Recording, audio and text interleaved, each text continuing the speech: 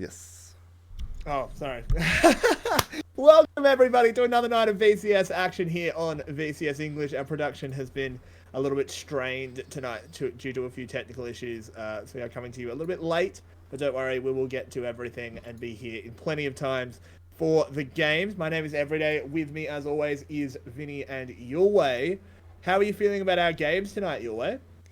Oh, well, we have a little bit of a, well, I'm not sure if we call it stinker, but maybe a little bit of a lower quality game to start us with, but then we get the fight for first place. So I'm actually quite excited for the second series today. The fight for first place. Didn't I think you'd be know. saying that about that game. It does not sound right, but it is correct. Technically correct, because there's The been best one kind of game played correct. each. Vinny, how are you feeling about it? It's definitely there's no like massive game that you're like, oh, this is going to be a super exciting game that means so much, but I'm excited to see if the form that these teams have been shown either continue in the case of Cerberus and Saigon Buffalo, or if we can get the bounce back from 𝘀𝘀cie and BTS. I'm interested to see what happens there. Well, we'll have to find out. I'm definitely hoping that these games end up at least close. I think you guys are a little bit negative. I think we've got teams that are fairly evenly matched, and they're not at the top of the league, but it should still be fun matches, and that's just as important as it being important on the standings. But something we wanted to talk about, and we are just going to whip through it, is the VCS is very different than it was last split. There are so many rookies, and I know you wanted to talk about this your way, so kick it off. Yeah, the class of 2021 is very interesting because we have so many rookies and some of them even in starting positions with almost no replacement there. So they are going to play a full season. I'm especially looking at the rookies from SGB. And if I, where are we? There we go. So the rookies from SGB, we already got a taste of them in their first series, which they won. 𝘀𝘀cie, of course, 𝘁𝘁cie in the bot lane, the two rookies in the bot lane over there, and then 𝘁𝘀𝗀 in the jungle. So SGB looking very much at the mercy of their rookies and how well they can perform in their very first season. So that's a very interesting prospect. If they are able to win the second series today, rookies are going to hold the first place, at least for a week. We'll have to see. I think our cameras are frozen at the moment, anyway. Just if you want to take a second to fix that up, I think the window capture's broken. Vinny, what's your impression been of the rookies so far? Bit hit or miss. I mean, the ones we expected to be at the bottom were not at the bottom. They actually performed really well. 𝘀𝘀cie in particular really outshone expectations, and hope to see more things out of him. Whereas on the other hand, we have no.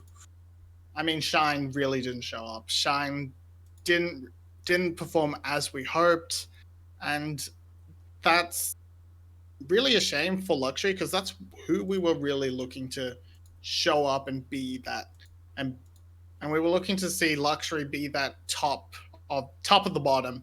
Whereas they're not looking like that's going to be the case anymore. I mean, they played Cerberus close in one game and then they got completely rolled in the other. It's true, but Cerberus, if you think about Rebel when he was on the desk, he has very high expectations for Cerberus, and top of the bottom versus potentially near the top of the entire table. Maybe that's just how it goes. We'll have to see if 𝘀𝘀cie can get it together, because I think they did show signs of brilliance in the first game. Let's sort of get into our first series, because it is going to be 𝘀𝘀cie taking on 𝘁𝗎media 𝘀𝘀cie. 𝘀𝘀cie, definitely, as you were saying, a surprising sudden impact. Really exciting stuff. I know the stream is having issues graphics wise. We're doing our best, we promise. We've got a new producer today, and they're just getting used to everything. I hope you can hear us at least. How do you think these two teams match up, Vinny? 𝘀�UE and BTS, I think, match up in very different ways. 𝘀�UE should have the advantage in places like the jungle in the top lane. Yeah, in the top lane. I think that's where we really saw big advantages come out, despite 𝘀𝗏𝗺. So despite 𝘀𝗏𝗺's actually really good performance yesterday, not yesterday, the day before, on Friday, I think 𝘀�UE really has got those sort of positions on lockdown. Whereas the bot lane, as I mentioned before, Style is struggling, but 𝘁𝗀𝗀𝗀 definitely had a really impressive performance on the 𝘁𝗎𝗓, at least, as we are moving again on stream. So so that's going to be a takeaway from him. 𝘁𝗎𝗓 is going to be a high contested pick. 𝘁𝗀𝗀𝗀, 𝘁𝗎𝗀, they're going to be the main focus points for BTS, I believe. 𝘀𝗏𝗺, we're going to have to see how he can take it to 𝘁𝗀, but considering he put up a really good showing against Yijin on Friday. Yeah. We will have to say 𝘀𝗏𝗺 definitely looked like an improvement. We know the 𝘀𝗏𝗺 fan club was founded and did unfortunately end up having a romantic bath with the toaster, but still. Okay. Yeah. But still, he had a very impressive game one. We'll have to see if they can bounce back and actually sort of get rolling on that front, or if 𝘁𝗀 is just going to outmuscle the jungle. Yulwei, I hope you finished fixing things up so we can get your view. How do you think these two teams match up? It's a very, very hard prediction to make, in my opinion. So GLX had a very decent game against Cerberus and then fell apart in the second one, while BTS actually surprised me with their level. They looked quite coordinated against SE and should have been able to close out the series. So I actually changed my prediction to BTS. I think they're going to 2-1 GLX here. I think GLX is still getting together, still building synergy. So yeah. I don't want to cut you off your way. Are you seeing what I'm seeing on the mainstream? The pick and bans, yes. No, I'm not seeing pick and bans. Okay, that's an issue. Yeah, all right. I'm getting it's fixed it up. It's all right. I'm in pick bans. Can we just check sync? 26, 25? No, 24? I'm 2 seconds out of here. 22, 21. Okay. No. Okay. All right. We'll fix that up. Unfortunate. I was just watching a loop of one of the players being very excited. Interesting. But we are in the pick and bans. If you throw us over to get us in. Over.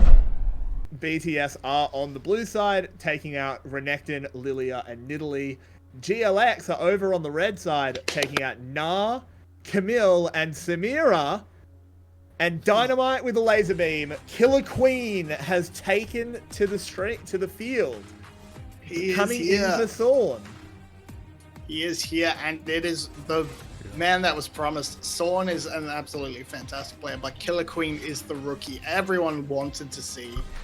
And he is finally here. Coming up against BTS, we're going to have to see how he performs against the #1 jungler in the league, 𝘀𝗏𝗺. But it's two very hyped champions for the two. There's Taliyah and Pantheon. We finally get to see the Pantheon jungle. I'm very excited to cast that one. Super aggressive. It brings a lot of playmaking and dive potential especially. But Taliyah, on the other hand, can dive as well and can especially get to lanes very quickly, just as Pantheon can as well. So a lot of roaming between these two. Clear should favor Taliyah, I think. Yeah, Taliyah should be a little bit faster if they both opt for that full clear, but the level 2 gank potential from the Pantheon is something to fear. Whereas if, as you mentioned before, with dives, Pantheon can set them up by himself. Taliyah is going to need a little bit of assistance from Helena, so we see things like the set come in. That's going to set her up beautifully to have that early impact in the lanes if she so chooses. We're going to have to see where that goes. 𝘁𝗏𝗺 did show us that it is still viable in the mid lane. It can go into the top lane as well, or the support position. I'm thinking it's going to go support.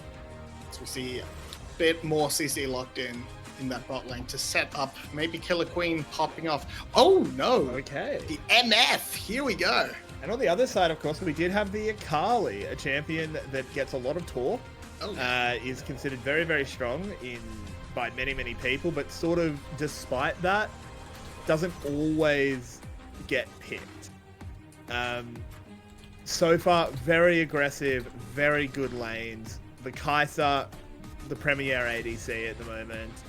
𝘁𝗃, incredibly strong, whichever, if she goes top or mid. Pantheon is still a flex as well. He's still technically the quad flex, even though we do think it'll be jungle. BTS is putting together a pretty mean team comp. What do you think, Yulwei? Yeah, there's a lot of potential, especially for, I like the dive potential. I think there's a lot of execution damage as well with Pantheon and 𝘁𝗃 and 𝘁𝗃 as well with the new build, of course, Collector, giving you a lot of one-shot potential. So, interesting, very aggressive composition. Can falter though, especially if the enemy team builds a little bit more protection, a little bit more disengage. So I'd like to see GLX counteract, maybe with a big tank in the front line to soak up all the damage, all the dive potential, and then maybe something like kiting mage, Azir comes to mind, Orianna makes sense here. So still a lot to go. If you want that disengage, I would be looking into lock in the Gragas here, and then say where that 𝘁𝗃 ends up could still potentially go into the top lane. Or you can take the Ornn, and that gives you a little bit extra engage as well as disengage options. And that's going to be the lock-in, and still going to just wait to see where that 𝘁𝗃 ends up on the side of GLX.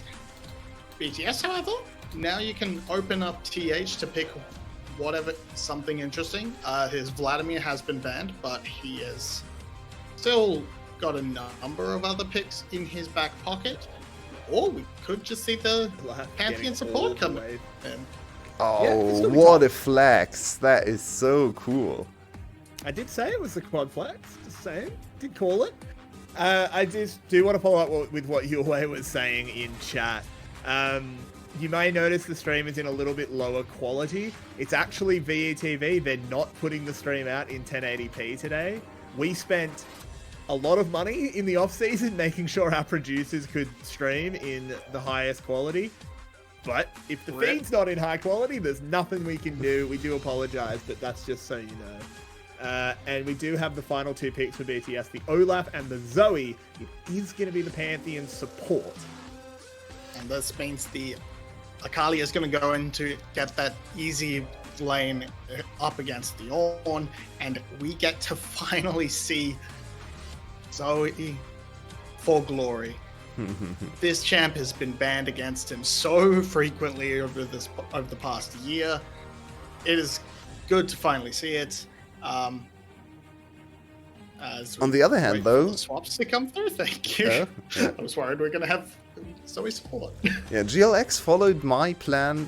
They followed it with one pick, and then they abandoned my plan for the second pick. I wanted to see tank plus control mage. Instead, they went tank plus Lucian. Lucian is as far from a control mage as you can get, I think. So, not a lot of zone control coming from the mid lane. Controlled. Yeah. I'm not sure what you think about GLX's comp. Yeah, BTS's comp, right? Yeah, the right one. The GLX's comp, yeah. So, I feel like they've picked themselves into a little bit of a corner where 𝗙lie needs to outpace Olaf pretty heavily, because if she can't, Olaf is just going to run her down, and all her teammates as well. Yeah, I do feel like this competition does put quite a lot of pressure onto 𝘁𝗃. It is going to be his debut game in the VCS. This is a champ, this is a player, I should say, we've been really hyping up. This guy was really, really impressive in VCS-B. He is a true rookie. We were doing our research on the teams in VCS-B, and we did not know who this guy was. And then he came in and just rocked, and he was so good, a big part of the reason his team did make it through. So I'm hoping he can show up, but this comp does put a lot of pressure. Vinnie, can you give us your final thoughts and a prediction? I think there's a good chance for both of these teams. I think BTS has, with that little bit of a flex, has given themselves a superior jungle matchup, good solo lanes for themselves, and if GLX wants to win, it's going to have to go through probably that bot snowball through the MF and to support the 𝘙𝗃. So I'm going to actually go with BTS this game, but it's a close one. Fair enough. I think it is pretty close. I don't think there's any huge draft diffs here. I'm not actually a huge fan of Pantheon going support. I think it's a little bit of a waste of the power pick. I actually would have liked it in the top lane, or if it's not going to be in the jungle, in the top lane is fine. But let's see how it works out. Yulwei, where is your eye being drawn? I mostly agree with you. I would have really liked to see Pantheon jungle, because it's so exciting to watch, though Olaf can be quite exciting as well. We had a little bit of a discussion off stream yesterday about Olaf, or maybe a few days ago, about Olaf and how he's always going to pop up once new items come in or new masteries. Yep. It seems like Olaf always needs... he's a very impatient guy. He just needs new stuff. He can't enjoy the old stuff, so when the old stuff gets like 2-3 months old, he just goes away. No one cares about Olaf anymore. Olaf doesn't care about the game, but every time something new gets introduced into the game, Olaf is here, and he's the first one to use it. So I'm pretty excited to see the Olaf against 𝘁𝗍𝗺 matchup in the jungle. I think 𝘁𝗁𝗃, it's his very first game in this league, so following 𝘁𝗁𝗃 into a very, very hard matchup, Olaf, if he can navigate this correctly, that's going to be a very promising start for him. Yeah, for sure. You're someone, you've said you've been playing a fair bit of 𝘁𝗍𝗺 recently. Oh yes. cheesing your way to get into some LP. How is the Olaf matchup? Because it's interesting, because I kind of thought the Pantheon matchup would be better, like for the Pantheon. Yeah, 𝘁𝗍𝗺 struggles. I'm not sure if I've played against Olaf. It's mostly banned, actually. I think the hardest matchups I've played is against AD assassins who can jump on you. So Olaf kind of fits the same. Yeah, Pantheon, for example. I had really big trouble with Rengar. I think that was the worst game I've ever played on 𝘁𝗍𝗺. Rengar just chased me down every time I entered my own jungle. I was perma-dead. I couldn't do anything against it. So I'm not sure if Olaf can replicate the same. I think he's not quite as fast, but we have a big skirmish in bot lane. We do. 𝘁𝗺 going very low. 𝘁 flashing on forward. He's trying to get to that double up, but it's not going to come in time. 𝘁𝗺 contributes a spear, but Big 𝘁𝗺 will just back off, and everyone will live for now. But all the summoner spells are blown, so Olaf is... He's really sniffing blood there. He wants to get in. Not quite in a position to extend the trade, though. As 𝘁𝗺 is... Think of this Comet MF. Yeah, that's an interesting... Comet MF was popular in the preseason. Most people changed back to PTA or even something like Dark Harvest. Haven't seen Comet MF that much. Probably more focused on poking, and we might even... I don't think we're going to see that, but yesterday in LCS Ashe, or in LEC even, yeah, I think LEC, the Mandate Ashe got played. So maybe there's potential for Mandate MF, I'm not sure. I don't think so, though. I don't think it works. I don't think it works as well as Ashe. You know. Oh, observers have trolled us because that is a dead misfortune. Truly a misfortunate act. Wonder what happened there. I assume it was just Pantheon jumping in and then 𝘁𝗍𝗺 damage. Well, we were probably going to get a replay, or I'd hope so.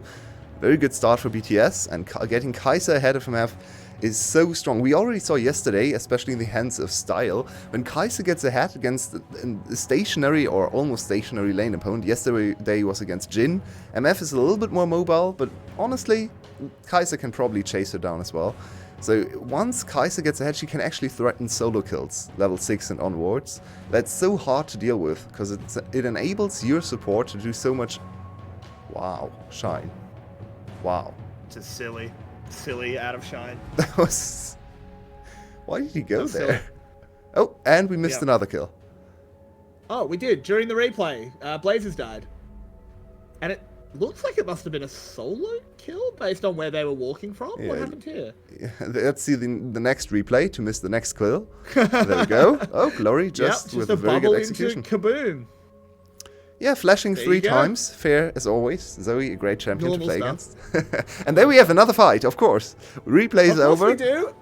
Drakthar very low. 𝘁𝗺 charging on forward. 𝘁𝗺 goes low. Gets taken down by Blazers. 𝘁𝗺 doing a good job kiting there. Gave him an invitation you couldn't refuse. That's a good comeback for GLX. Giving Blaze the kill is also very, very beneficial, because he really needs to get going. Zoe scales way better than Lucian just in the pure 5v5 setup. Lucian can be a strong champion in the late game if he actually gets to hit the enemies. But if Zoe has perma lane control, Lucian really loses the biggest part of his kit, the biggest strength of his kit, which is dominating lane and applying pressure and enabling your AP jungler to do whatever she wants. Yeah, and so far it does look like this AP jungler, as you said, can do pretty much whatever she wants, except go near this dragon, as 𝘀𝗀 is corralled in the back of the pit, has to flash over the wall and is lit on fire, but now it's an evacuation for GLX. As the mid prio does favour 𝘀𝗀. Once Blaze again, is very low on health. Blaze has... Vinnie was saying it. 𝘀𝗀's Zoe is so good. It's very scary, that's true. But Blaze is also misplaying some of the traits, I think. I definitely have sympathy for him. When I have to play mid lane, Zoe is going on my permaban list. I hate that champion. Yep. It's so ridiculous. If you get hit by one spell, you're basically out of lane. And that's exactly what happened there to Blazes. Luckily enough, though, 𝘁𝗰𝗶𝗹𝗀 and 𝘀𝗶𝗵𝗀 got a good trade on 𝘀𝗀. So 𝘁𝗁𝗶𝗶𝗀 actually able to secure the bot lane scuttle, which will also give them a lot of time and a lot of vision around Dragon. So Dragon probably not going to be a really relevant objective here. Maybe even for the whole game, because the first Dragon isn't even taken at 8 minutes. Yeah, it definitely delays any chance of a Dragon snowball. TH up on the top side, just having a little bit of a biffo with 𝘁𝗀𝗀. Unlikely that anything happens in this lane, though. Yeah, we've seen 𝘁𝗀𝗧 these versus lanes. Yeah, 𝘁𝗀𝗧 is going to win more and more, but 𝘁𝗀 doesn't die. If 𝘁𝗀 dies here, it's a big blunder, but he can die to 2 ganks, of course. Yep, he's going to walk in. There's a Ragnarok, and they're going to try and Ragnarok and roll. TH, that was actually really well executed there. And down goes 𝘁𝗁𝗀. What are you doing, 𝘁𝗀𝗀? Oh, 𝘁𝗁𝗀 surfing in on the wall. Just wants to stop any tower plates getting taken, or potentially go for a play with his mid laner, but not even close enough. And I'm really not the biggest fan of this play. Maybe some of the viewers who don't play Taliyah aren't familiar with the cooldown, but the cooldown is very punishing. The wall cooldown is like 140 seconds, 130 seconds, somewhere in there. Definitely over 100. So if you don't use it for an early snowball, because the wall basically guarantees kills, especially in lanes where flashes are down. Look at bot lane, look at mid lane. So going to top lane just to defend with your ult when you were already there, she could have just walked into the lane, right? There was no need to push ultimate. So 𝘁𝗁𝗀 a little bit overzealous and now losing a big tool in his arsenal. Yeah, that definitely feels like a little bit of debut hype there. Saw that his team was rotating up and called, yeah, let's go, but they were never going to get in range in time. So definitely unfortunate to lose that one. He is going to turn it around and try and go towards this Herald, though, and with the back timings out of 𝘀𝗀𝗀, this should be a fairly free objective. Yeah, nicely done. GLX getting back in control. They're still almost 2k gold behind, which is quite severe at this point. Top lane is going to snowball, and it's hard to stop this 𝘁𝗁𝗀 from snowballing, really, because look at this. 𝘁𝗁𝗀 needs to kite away. Just going straight in. The long-range bubble lands. The orb did not immune it. Everything is landing. TH is under tower. 𝘁𝗁𝗀 trying to kite it on out. Dodges away. Gets the rocks in. Is still running away, but will finally go down. That's a 1-for-1 that should never have been a trade. Oh, TH is so angry with what just happened. He was so close to actually styling on 𝘁𝗁𝗀 and maybe even securing the game there with another free kill on 𝘁𝗁𝗀, or a clean kill, I should say. But instead, he gives up a counter kill and 𝘁𝗁𝗀 goes down. It's just a 1-for-1 with time for Blazes to mine at least one objective. So a little bit of a gold advantage for GLX in that play. They're still behind by roughly 1.5k, but back from 2k. So positive trade there. Yeah. By the way, the last time we're actually going to see this in pro play, it's Zoe picking up a random redemption. That got fixed on the current patch, so it's not going to happen in the future. It's still super annoying though. Yeah, it's okay. Eventually they'll patch the bug where Zoe's able to be picked. Oh yeah, I would like that. So look at this, perfect execution from TH. Just the very last part, the actual perfect execution, the skill with that name. Not quite able to get the last few HP from 𝘁𝗁𝗀, so I wouldn't even fault TH for that. I think he played it almost flawlessly. Sadly, didn't quite have the damage to one-shot 𝘁𝗁. So next time they meet, he probably has the damage, and that looks way better. The Rift Herald will be summoned up here in the mid lane, trying to get Blazers a little bit of gold. This Lucian definitely wants to be ahead. Really impressed with how 𝘁𝗁 played the last 2 minutes. All the gold went to 𝘁𝗁 then. None of the gold went to Blazers. Yeah. So that is just going to be 𝘁𝗁 pumped up. I mean, as a 𝘁𝗃 fanboy, I don't actually hate that too much, but now 𝘁 is in a lot of trouble, once again overextending into nowhere. Yeah. 𝘁 is a bit dull. When your Pantheon support actually jumps into the bot lane, you know that there was a positioning problem from 𝘁. And also from 𝘀𝗶𝗹𝗀, not quite sure where 𝘀𝗶𝗹𝗀 went and why 𝘁 was alone this far forward. So 2 times this game already, 𝘁 making very bad mistakes in terms of positioning, costing him his life 2 times for free, basically. There was nothing BTS had to invest, nothing they had to outplay. They just went there, collected the free kill, got the dragon under the belt as well, and back to a 2k gold lead. Certainly does seem that way, as it so far does look like BTS are just outperforming GLX, at least on the bottom side of the map. It is going to be the question of if anyone can stop the 𝘁𝗊𝗆, because you don't ever want to go against a 𝘁𝗊𝗆 with a lead. 𝘁𝗀𝗆 has been playing fairly well in their game so far as well. How do they stop it? Is it just with a big tanky 𝗀𝗋? I mean, the 𝗀𝗋 was picked as a meat shield, but I'm not quite sure if he's actually able to protect everyone from this super strong 𝘁𝗃. Yeah, and 𝘁𝗁, 𝘁𝗃, Pantheon can all ignore the 𝗀𝗋. Olaf, well, Olaf can deal with the 𝗀𝗋. Honestly, with the new Olaf build, Olaf is probably able to outskirmish 𝗀𝗋 anyway, so he's content to just hit away at the 𝗀𝗋, and 𝗀𝗋 is just going to slowly die. So, yeah, I think at this point we have to favor BTS quite heavily. I think their composition has a little bit more synergy than the other one. GLX needed to get the Lucian ahead and have a super strong point of power in mid and jungle. I think the jungler is strong, and Blaze is trying to go for the solo kill. The culling comes out, gets Glory very low, but no solo kill secured. Ooh, that's a bit of a silly mistake. That gives a tower plate, potentially, if Blazers wants it. Won't commit for it. Not quite. But now GLX with a very obvious opportunity to use the second Herald, if they choose to fight for that, in the mid lane and secure the first mid lane turret, opening up the map for more roams, for more rotations, advantageous positioning for Dragon. Oh, very aggressive invade. Trying to steal away. There's the Ragnarok. He's trying to get out of there. There's the Ornhorn being blown, but 𝘁𝗁 is already dead. They're trying to trade it back onto Glory. He gets knocked up in the air, but 𝘀𝗶𝗹𝗀 is going forward on the set, throws the Haymaker, will get the kill onto 𝘁𝗀, but it's traded back. It's a double kill for TH, and the 𝘁𝗁 is loving it. And 𝘁 is dead. Oh, 𝘁 is just... 𝘁 is just running it, honestly. This is not okay. 𝘁, please stop. What is going on? Poor out of 𝘁. The third death, and all 3 could have been avoided. I'm actually kind of happy that this happened in bot lane, because this is something I talked about at the start of the game, where 𝘁𝗊𝗆 is going to get to a point where she can just threaten solo kills on the enemy AD carry. Exactly what happened. So it's way harder for GLX to roam out of bot lane, because 𝘁 need to be babysat. He needs to be babysit. He can't enter a lane alone. We already saw what happens 3 times in this game.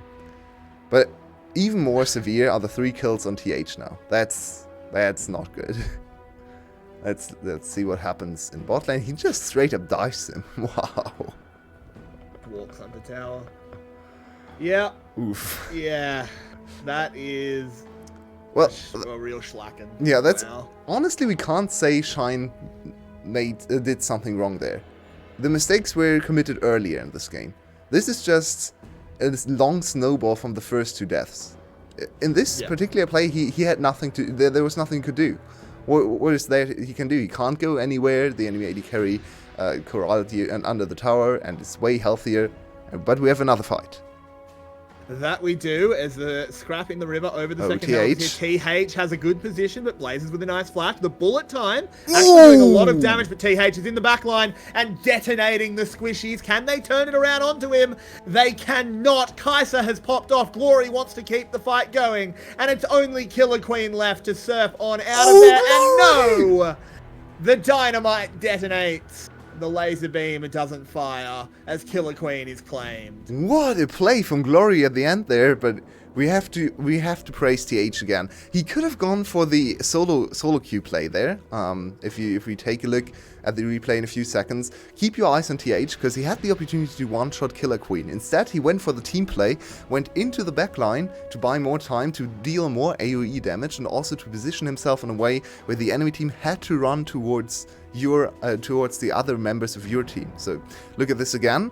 And keep your eyes on 𝘁 teleporting in from the side. There he is. And look at 𝘀cie_𝗰𝗶𝗹𝗀's HP. He could have one-shot 𝘀cie_𝗰𝗶 here. No problem whatsoever. So that's the first R. So if he Rs on 𝘀cie_𝗰𝗶𝗹𝗀 here, he's just dead. But instead he goes into the backline, picks up 2 kills for himself. 𝘀cie_𝗰𝗶𝗹 is going to die anyway later on. He's actually the last one to die. He could have been the first one to die if 𝘁 played it differently. But I really like what 𝘁 did here. And 𝘀𝟁, wow. That is insane. I've never seen that jump. Yeah, that portal jump actually getting extended by the wall there. Interesting. Yeah. What a play. Interesting stuff. That's actually basically game. They just secured the game there. Very good skirmishing for BTS, looking better and better. I'm actually super impressed with this team.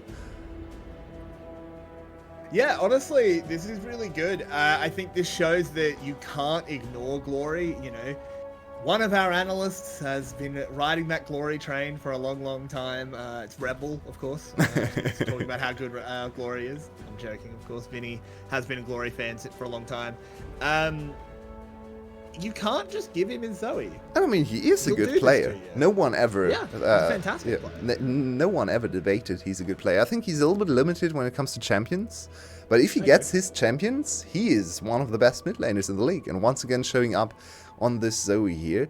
Even had a good laning phase, actually applying pressure to one of the strongest... Blazers. Yeah, maybe even the strongest mid laner straight up blind in the mid lane, which is, of course, 𝘀𝚀. So... very impressive stuff. I'm also impressed by 𝘀𝗀, but to be honest, 𝘀𝗀 got a huge present, a huge gift from 𝘁 this game over and over again. He was very generous. Yeah, I mean, 𝘁 has been a huge letdown. He was one of the question marks with GLX coming out of the promotion tournament. Was a little bit average. Looks very below average in this game, but hey, there's a long split to redeem himself. 𝘁 is heading down to the bot lane just to pick up some CS. Isn't going to take on the arduous task of killing an 𝘀𝗀. Doesn't want to spend the next 10 years of his life doing that. It's true. Though, if we look at the items, he might actually have a little bit of an opportunity to do so. With the extra damage ramping up and all the penetration he got from his Riftmaker. He might actually get to a point where he can kill the 𝘀𝗀, or at least push him out of lane over and over again to threaten a turret or two.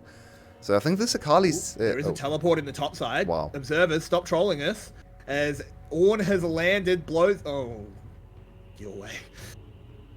It's not easy to watch as 𝘀𝗀 is going low. 𝘁𝗀 will flash over to take him down. Big Koro on half health. Don't do it. Don't do it, 𝘀𝗶𝗹. 𝘀𝗶𝗶, he's going to pull him in. There's the showstop. Oh, goes nice. into the haymaker. Cracks a jaw, doing well, gets claimed though in the end, and bang, 𝘀𝟁 will throw the paddle star and pick up 𝘀𝗀_𝗰𝗶. And hey, No, look, 𝘁. 𝘁's on the map again. Money time, ding, ding, ding, ding, ding, ding, jackpot. Perfect emote as well there. Nice emote game. Wow. This is just BTS styling. Actually, their strongest member not even participating in the fight in 𝘀𝗁. Instead, the fight actually started off with 𝘀𝗀 getting a solo kill on Blazes. We didn't even get to see that. Blazes got solo killed by 𝘀𝗀, and then they still won the fight afterwards. Very good execution from 𝘀𝗶𝗹. I think he, in a closer game, his play could have been the savior. Look at this. Blazes just... What? What? Holy moly. 𝘁𝗁 is a good champion, I think. Holy moly. Unless Slater's playing it. Yeah, true. So let's have a look at 𝘀𝗶𝗶 here, because this was good set play, but unfortunately the wallets were just a little bit too big. yeah, and 𝘀𝗀 a little bit... he got a little bit too overzealous there. He wanted to go for the double kill, but ignored the landing slow. Oh no, 𝘁. Can we cut the tape, please? No. Cut the tape. Get it off stream. Get it off stream. This isn't fair. Get it off. Get it off. Oh, man. This is an unfortunate one. I looked up some Queen lyrics to be able to make jokes for 𝘀cie𝗰𝗶𝗹𝗀, but I really should have been looking up K-pop with how BTS is performing. Oh, good line. I like that. Though, I don't think you would ever look up K-pop lines, so it's... No, I wouldn't. 𝘀cie, a little bit caught out here, will get knocked 𝘀cie. up by the Ram, goes back through the portal. He is incredibly low. 𝘀cie should be able to get that kill easy enough, but let's have a look at the other side of the fight. 𝘁𝗏𝗏 time. As it is so far going well for GLX, but 𝘁𝗏𝗏 is here surfing through the lines. 𝘀𝗏𝗏 on the other side has picked up a kill. 𝘁𝗀𝗏𝗏 enters. 𝘁𝗏𝗏 flashes over the wall, but it's just going to delay the inevitable. He has no way of escaping. He's just having a little bit of a dance.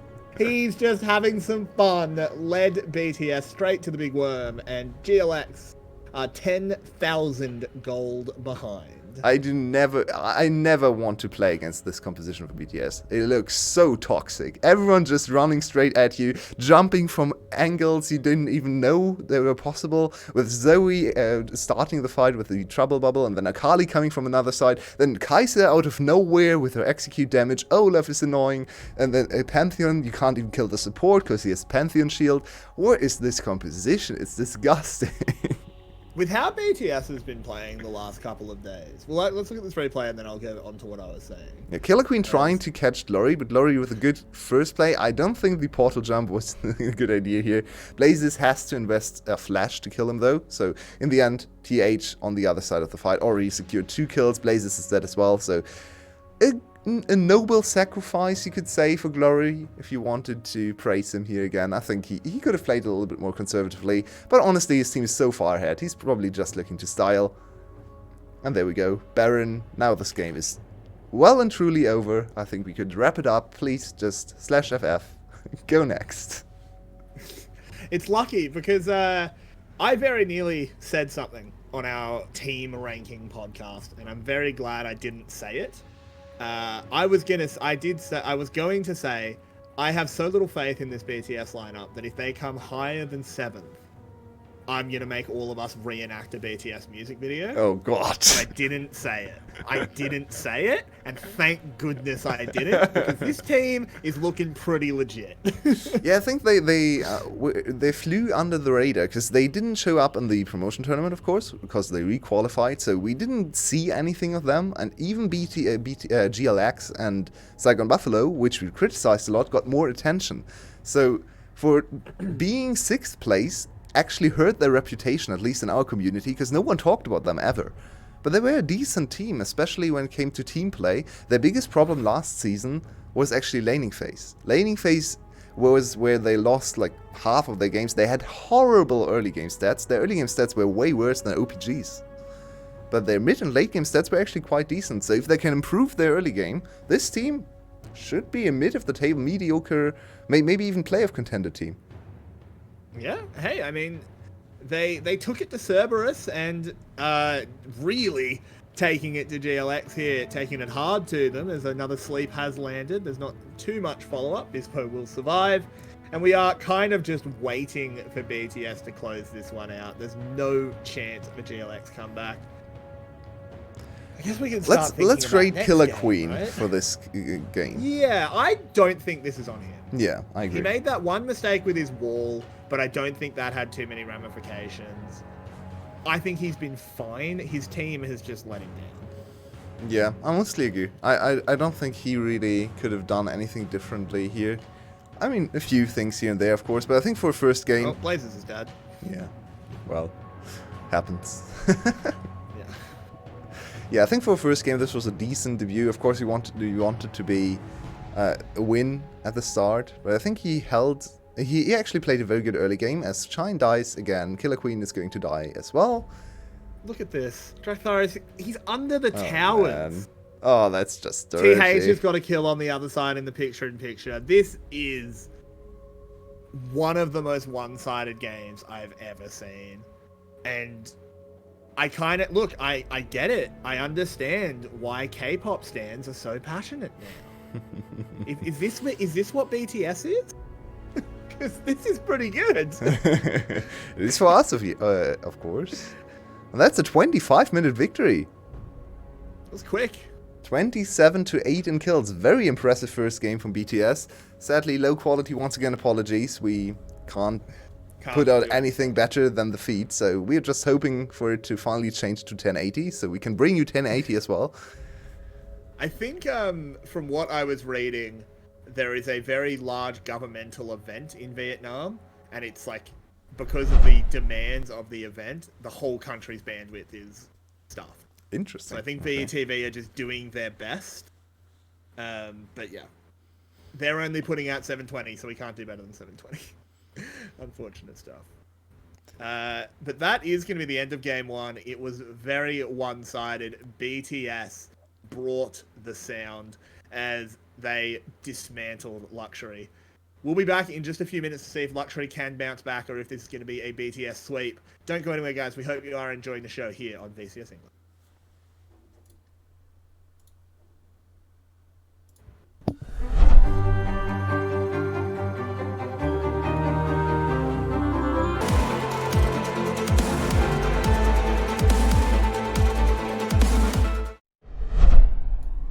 Welcome back, everybody. It was a dominant performance out of BTS. King Kong kicked the drum as 𝘀𝘀cie fell in their wake. Vinny, what was your take on that first game? We've got a very comfortable explanation as to why Shine was replaced with Big 𝘀𝗀 when Percent entered the league. But really though, other than that, getting Big 𝘀𝗀 off to a massive lead, which he capitalized on beautifully, blowing up Blazers multiple times. It was the story of the solo lanes. TH and Glory just wrecked their counterparts. TH in particular wrecked team fights, and my God, they swarmed over GLX that game, and GLX looked like they couldn't do anything because really they couldn't. They just, every time they tried to do something and it looked good for them, 𝘀𝘀cie would come in and ruin it and just completely blow up 2 or 3 members. And yeah, it was just really good look from BTS. Absolutely. What do you think, Fantastic Yulwei? across the board. Yeah, I just thought about giving out points and who the most impressive player of the first game was, and I'm not even sure. Bot lane looked amazing, but definitely got a lot of help from Shine, so I'm not sure how much to take that into account. 𝘀𝘀 picked up a lot of kills late on, but I think I'm leaning TH as well. I think TH had a really good performance on the 𝘀𝘀cie. We give him a free lane against On, of course, but still, very good performance, very nice team fighting. I really liked his decision making in the fights, so I'd like to see a little bit more. TH goes back quite a while. I just thought about his history and his QG days where Hero was the new shining star on the top lane and never really came to fruition. So I would be very happy to see him finally step up to all the bigger top laners in the league. Yeah, it'd be exciting if he did, but let's sort of look at the losers from game one, because nothing came together for 𝘀𝘀cie. It all went wrong. Killer Queen did come in. I think we all agree it wasn't really his fault. I think he played fine on the 𝘁𝗍. He just had absolutely no agency. What needs to change? What can they change in draft to help them out here your way?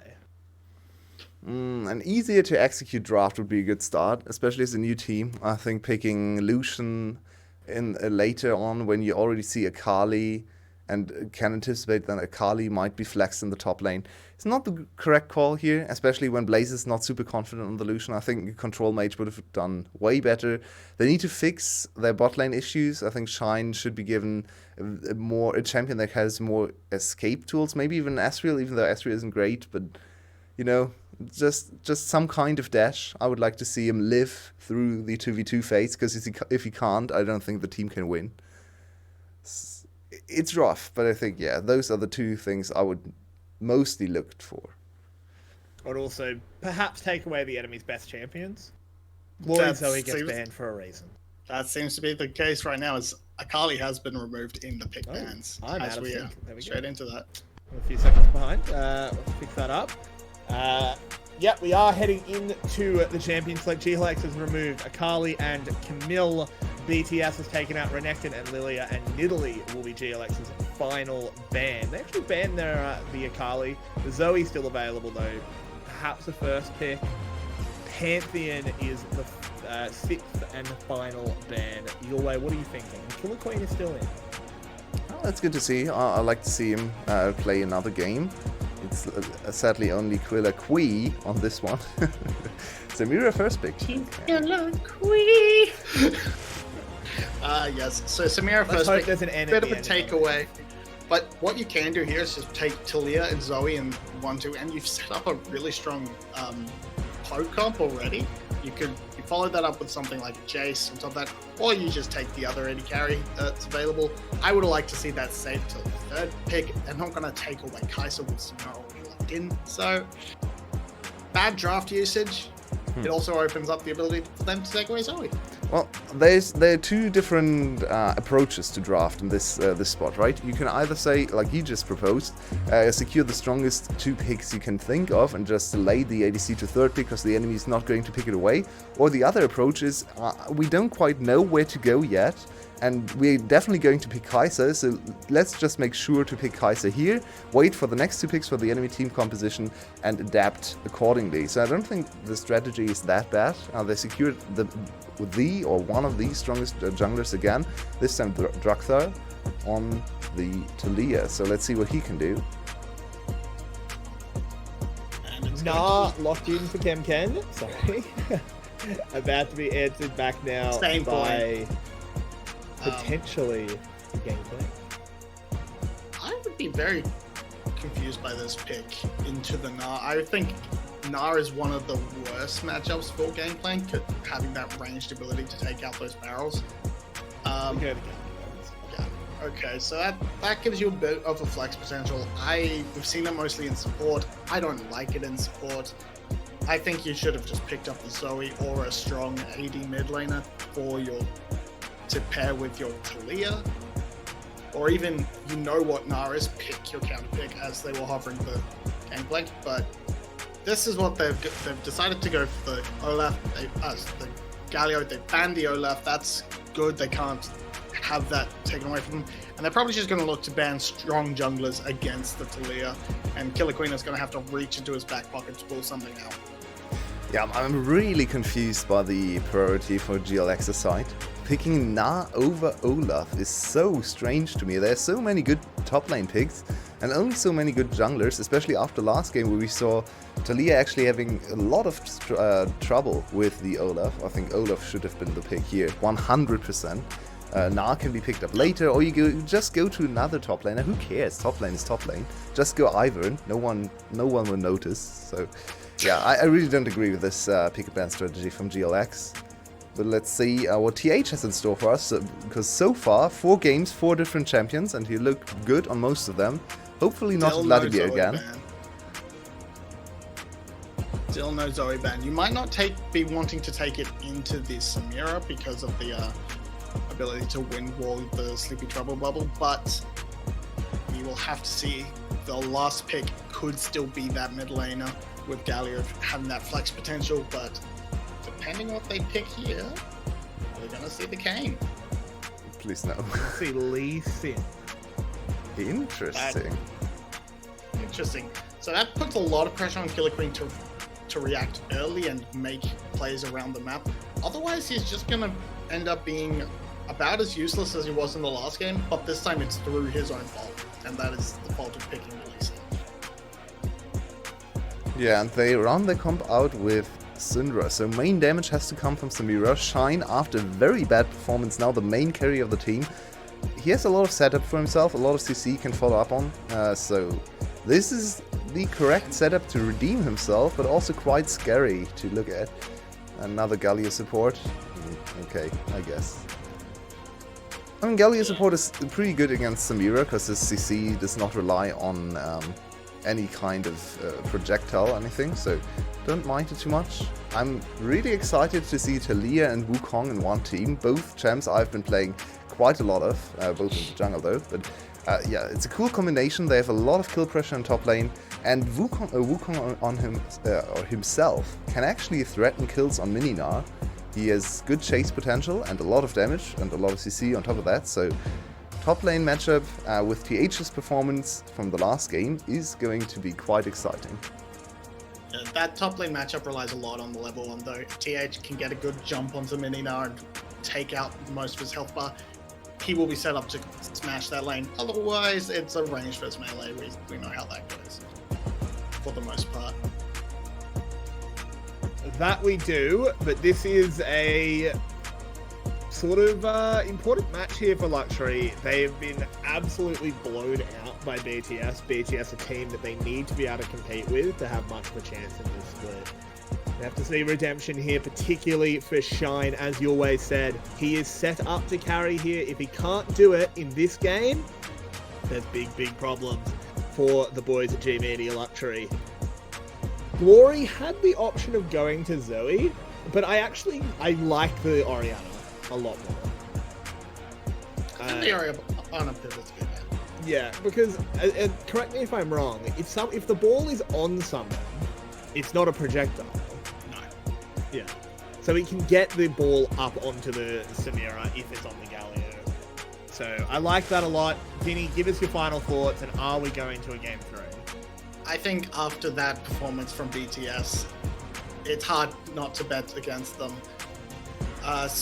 So, yeah, I don't think we're going to see game 3. I think if Shine's your main carry, you've made a mistake somewhere. Fair enough. Here we go. Yulwei. We are locked in. We have a game to cast. This is an interesting one for sure. 𝘀𝗀 now has that Taliyah, the role reversal. The Lee Sin pick is strange. Yeah, the Lee Sin's I think this is much more towards comfort. Everyone knows, all the solo queue players in Korea, but also in Vietnam, can play the Lee Sin. They're jungle prodigies. And of course, where you have 𝘀𝗀 and Levi as your junglers you look up to, I think the Lee Sin is a must. So I think this is just much more of... I hate to cut you off your way. Hold that thought. Draft music is still playing. Yeah, I know. Me too. Just want to make sure you knew, but to continue making your point. Sorry, Yulwei is doing production and casting, and believe me, it's really hard. So we do apologize for any little slips. Our real producer will be back eventually. He decided he wanted to go have a long lunch. How pathetic. 𝘁 getting that early bop in. Oh, he just lost 3 CS for that. Yeah, not the greatest. I mean, 3 CS in the long run, if you can get the lane pressure, can be worth it. It's a little strange to risk this much. And we see another early bot lane engage. Can we get Shine low once again? We saw the level 1 engage last game, but not quite as effective this time. I think the two solo laners are the two solo lanes are where I want to look most, because I think there's a lot of potential, especially for top lane, to really snowball into BTS's direction. I think 𝘀𝗀 is more here to stabilize and maybe get a bit of an advantage in terms of experience and farm, just because he's very annoying to deal with on the Minina. But yeah, I think the setup for Wukong Taliyah can go quite a long way. Yes, I hope so, as 𝘁𝗀𝗃 will move over, picking up his red buff here. A little bit behind in the clear compared to the Taliyah, which is not too surprising, as Taliyah is incredibly fast through the jungle. Yes. We want to see 𝘁𝗀𝗃 have an early impact here. I think he really does need to. Just due to his pick and due to perhaps his team's mental up in the top side. It's 𝘀𝗀 with a solo kill. Oh no, 𝘀𝗀.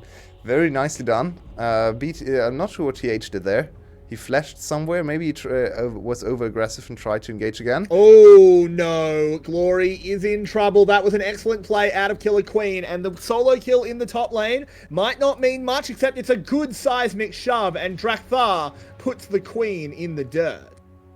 Yeah, we were slightly out of sync, but I think I'm about to fix that again. So do you want to just check timestamps? Yeah, 30, 47, 48. I'm a second or so ahead. I'm going to pause at 55. And then you just count me down. 55. And I'll hit go. Okay, good. 57, 58. Yes. 59. Apologies. So we get to see the solo kill again. Where did 𝘁's flash go?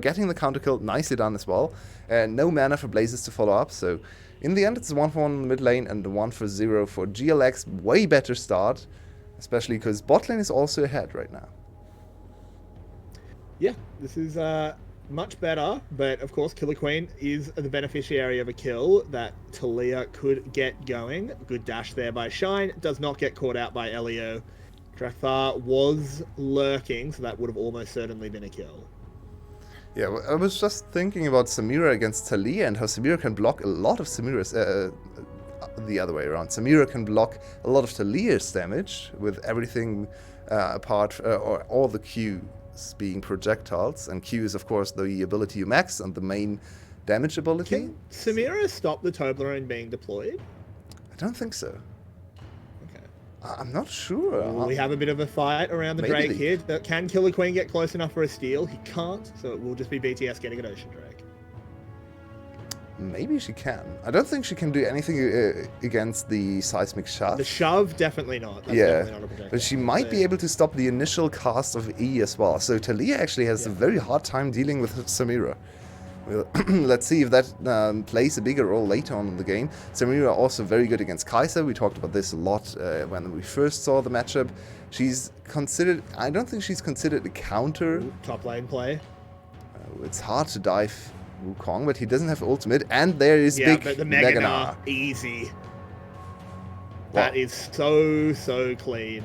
That was way easier than it should have been, but TH not respecting the Mega Gnar bar once again. Maybe not too used to playing against Gnar, because level 6 Gnar with Mega is such an easy setup for a kill. I don't want to just say it was TH not respecting the Gnar bar. I also think it was really good communication out of 𝘀𝗀cie.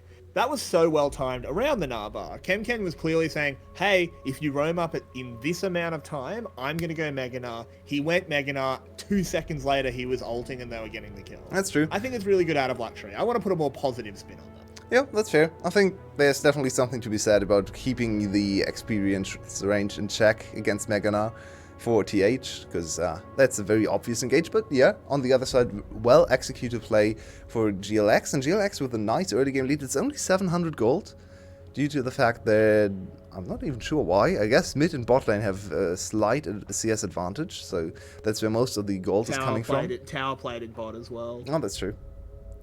So Yeah, I think that's what it is. this might be, and this can actually be dangerous for GLX now. If they read that they're in a bigger lead than they are, then they could falter in the next fight. But of course, you just look at the at items, and then you should know the power levels of all the champions. So shouldn't happen here for a professional team. GLX still in a good position to come back in the series. 𝘀𝗏𝗏 lurking around this bot lane is looking for a play. The wall is deployed. Samira does manage to dash back over, but her cow friend will have no such luck. And that is going to be a delicious steak for 𝘀𝗀𝗃. And that's the power of 𝘁𝗍 level 6. It's almost always a kill if you play it correctly, because it's so hard to get away from that one. You need to flash the wall, but then you also need to flash the combo from the support or the 𝘁𝗍𝗶𝗃 combo, so it's very, very hard for a champion with no escape tools. So nicely done, good counter kill, and getting 𝘁𝗍 on the board is always a good thing, especially against Lee Sin. For sure. As Blazers pushes that wave in, should be able to get a tower plate there. Shockwave is used and traded for the unleashed power, and now 𝘀𝗀𝗰𝗶𝗃 is in a bit of trouble, has to boot 𝘀𝗏𝗏 away. He was caught with his hands in the cookie jar. And now He's still all around. BTS is roaming in, but there should be a free escape. Yes, 𝘁𝗍𝗏 actually very helpful there, granting him an escape 𝘀𝗀𝗃. tool. Ooh, he can feel it at his back. The cyclone He's was dead. blowing, but they might just be able to turn this as TH didn't have the damage. With 𝘁𝗏𝗏 revealing herself though, GLX will just back off. So no flashes invested this time from either top lane. No Wukong ultimate for this fight is not great, and he's very low on HP as well, so there might be a re-engage opportunity, especially with the Nahbar. Look at that Nahbar. Yep. That's a full Nahbar. The Herald has gone down. I didn't quite catch who got it. There's opportunity for a big Nah, but he can't quite get it in. He was CC'd forever. Shine in the backside has the style charged, but hasn't pulled it. It was BTS that got the Herald, but the eye should be denied. I'm not even sure who did that. Was the 𝘀𝗀𝗃 with the seismic shove, or was it 𝘀𝗀𝗀? The well-timed taunt. I'm not sure. That was heroic. That could have been the end of the game, honestly. If the Nah gets in and gets a 4-man Nah. It was a justice punch. Yeah. So very good guarding there from 𝘀𝗀𝗀. Very good positioning to disengage. And now he wants to kill himself. Greedy guts. Just wanted to push that wave in despite BTS being nearby. 𝘀𝗀𝗀 locks him down and they pick up an easy kill. Yeah, no flash used. Not sure why. You could have flashed that one, I think. Yep. Pretty obvious. When the big stone statue runs at you and flashes at you, you probably should flash away. It's pretty scary. So once again, 𝘀𝗀𝗀 off to a lead now. Even though they didn't get the solo kills on Shine, he's still 20 CS up. He has a kill to his name and an assist as well. So this 𝘁𝗀𝗃 is once again very scary to deal with. I think Samira doesn't die 1v1 against 𝘁𝗀𝗃, especially not under tower. She can, of course, use her wind wall ability. I still don't know how it's called, actually. Yeah, let's just say budget wind wall to... Budget? Wind wall is budget Samira. Yeah, maybe. So the Samira wind wall can definitely do wonders against 𝘁𝗀𝗃's burst damage with the Q being projectiles, so you can block that one. So I don't think 𝘁𝗀𝗃 can really threaten solo kills on Shine. And Shine getting back into the game. Blade Whirl, by the way. Blade Whirl, okay. Blade Whirl, yeah. Nice name. Yeah. Anyway, continue your point. Yeah, so yeah, my point was basically over. So I don't think Shine is in as much trouble if he ever is alone in one lane, especially against 𝘀𝗀𝗀. So this should also enable 𝘀𝗶𝗶 to roam. I'm not the biggest fan of 𝘀𝗶𝗶 not taking the experience here to get to level 6. Maybe he was too far away still, but level 6 is a very big spike, especially for this Alistar, where you go for the more utility-focused build. I know Vinnie is a big proponent of Aftershock. I really like this Face Rush build. But Face Rush Alistar has the big problem that before level 6 he's super squishy. He's actually not a very tanky support, so would really have liked to see him go for the level 6 power spike and then maybe roam and try to go for a dive. Yeah, I do agree with that. But up in the top side we have a bit of a fight as 𝘀𝗀𝗃 is trying to get away. But can disable the wall. Arrives, but he gets away. Does well. 𝘀𝗀𝗃, you can disable the wall afterwards. Don't wall out your own teammate. What was that? No, a bad decision is what that was. Yeah. 𝘀𝗀𝗃 sticking around to just catch the wave as it comes in, and in the end it's just ultimates expended to get a flash from the Nah. So please stop me if I'm talking too much about 𝘁𝗃𝗃, but this is another interesting decision here taken by 𝘁𝗃𝗃, going for the more late game, more controlled teamfight approach than the early snowball that most 𝘁𝗃𝗃s go for in terms of itemization. So she's picking up the makings of a Liandry's instead of Ludens, which is the more common build. So more skewed towards late game, more skewed towards team fighting and trying to outscale the opponent. Wow, that was a nice one-shot on the crab. But Killer Queen is on the hunt, 2 levels down. Charging forward, boots in 𝘀𝗃𝗃. Blaze is flashing forward, unleashes his power, and does pick up the kill. Doing well there. 𝘁𝗃𝗃 has been felled, and Blazes is the beneficiary. Yeah, and I believe 𝘁𝗃𝗃 could have TP'd to a ward there instead, and maybe gotten his shield on top of 𝘀𝗃𝗃 to save him. Now we have to look at the replay to see the timing. 𝘀𝗶𝗶 finally hitting level 6, so he should be safe. Enough protection. Should be. Does take a lot of damage. Yeah, he would have been dead at this point. Oh, absolutely. The W lands, but just dashes on back. So the game getting a little bit slower, but nice play by Killer Queen, making use of his combo. 2 levels down, so in a 1v1 he had no chance whatsoever. You can see how much damage 𝘀𝗃𝗃 is able to deal to him. missing the last 3 projectiles from the first Q, but still getting him down to 200 HP. So 𝘀cie can't actually threaten any kind of solo invade right now. 𝘀𝗀 way too strong, way fast on the clear, ahead in CS and ahead in levels as well. But a good setup for 𝘀𝑧es to pick up the kill. 𝘁𝗀 now just needs to wait for his next flash.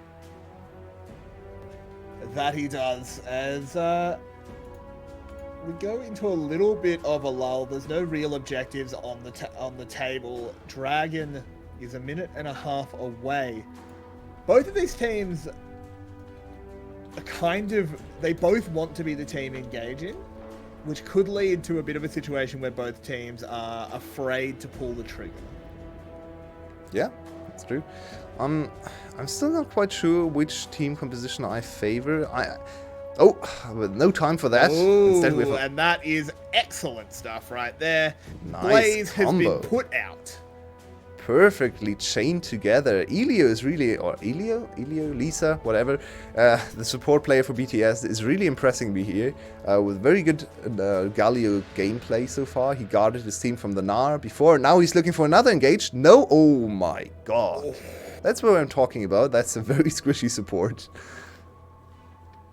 And I made the cardinal sin of VCS English. I decided to take a sip of water and look at all the flurry of action that Look at 𝘁𝗀 is being hunted down. That? Killed 𝘁𝗀. But not quite, as he just does manage to get away. And BTS are fully in control of the map now. 𝘁𝗀 is dictating the plays. Yeah, just 3 back-to-back plays from 𝘁𝗀. Really well executed. Now he's getting caught for a change, but it's, he gets the credit for the last hit. I think he deserved that one. Bringing his team back ahead, and now BTS sitting at a 1.5k gold lead. Nice kill contribution, also getting 𝘀𝗀 ahead. 𝘀𝗀 now so much stronger than 𝘁𝗀, and we see why 𝘁𝗀 is #1 or one of the best junglers right now in the meta, and 𝘀𝗀 not quite. He has gone the 𝘁𝗀𝗄 as well. The Gnar up in the top side. TH is going to have to run away from 𝘁𝗀. Does manage it though. And there is a dragon fight. Top laners do have access to their TPs. 𝘀𝗀 trying to get the party started, but 𝘁𝗀 will wall on in. 𝘁𝗀 low. 𝘁𝗀 on the side. 𝘁𝗀 loses the style bar. The combo has reset. No one saw that one. No one saw that one. GLX instead taking the dragon, and that's TH looking for a good engage, and there we go. 𝘁𝗀 in the backline as well. Yeah, no Cyclone though for the Wukong. Can't really follow it up. And oh boy, look at the AoE on both sides. But it's all coming up 𝘀𝗀. Big Koro is trying to turn it around, but 𝘁𝗲𝗏 is spinning and 𝘁𝗲𝗏 is winning. And that is going to be a big fight win for 𝘀𝗀. The Infernal Drake is taken, and GLX are not going down without a fight. And that's a very, very good comeback from GLX. I really like how 𝘁𝗲𝗏's ultimate every time draws your eyes to it, but it actually didn't deal any damage. It was so little damage. It was all blazes coming in from the side to burst Big Koro down. Let's look at this again. TH trying to go for a good angle, but he doesn't actually find anyone to ult. And then blazes into 𝘀𝗶𝗏 combo, triple knockup. Perfect execution. 𝘀𝗀s with very good Syndra play, back to back to back. He set up the first kill of the game in the mid lane, and he's continuing to hit all the important stunts.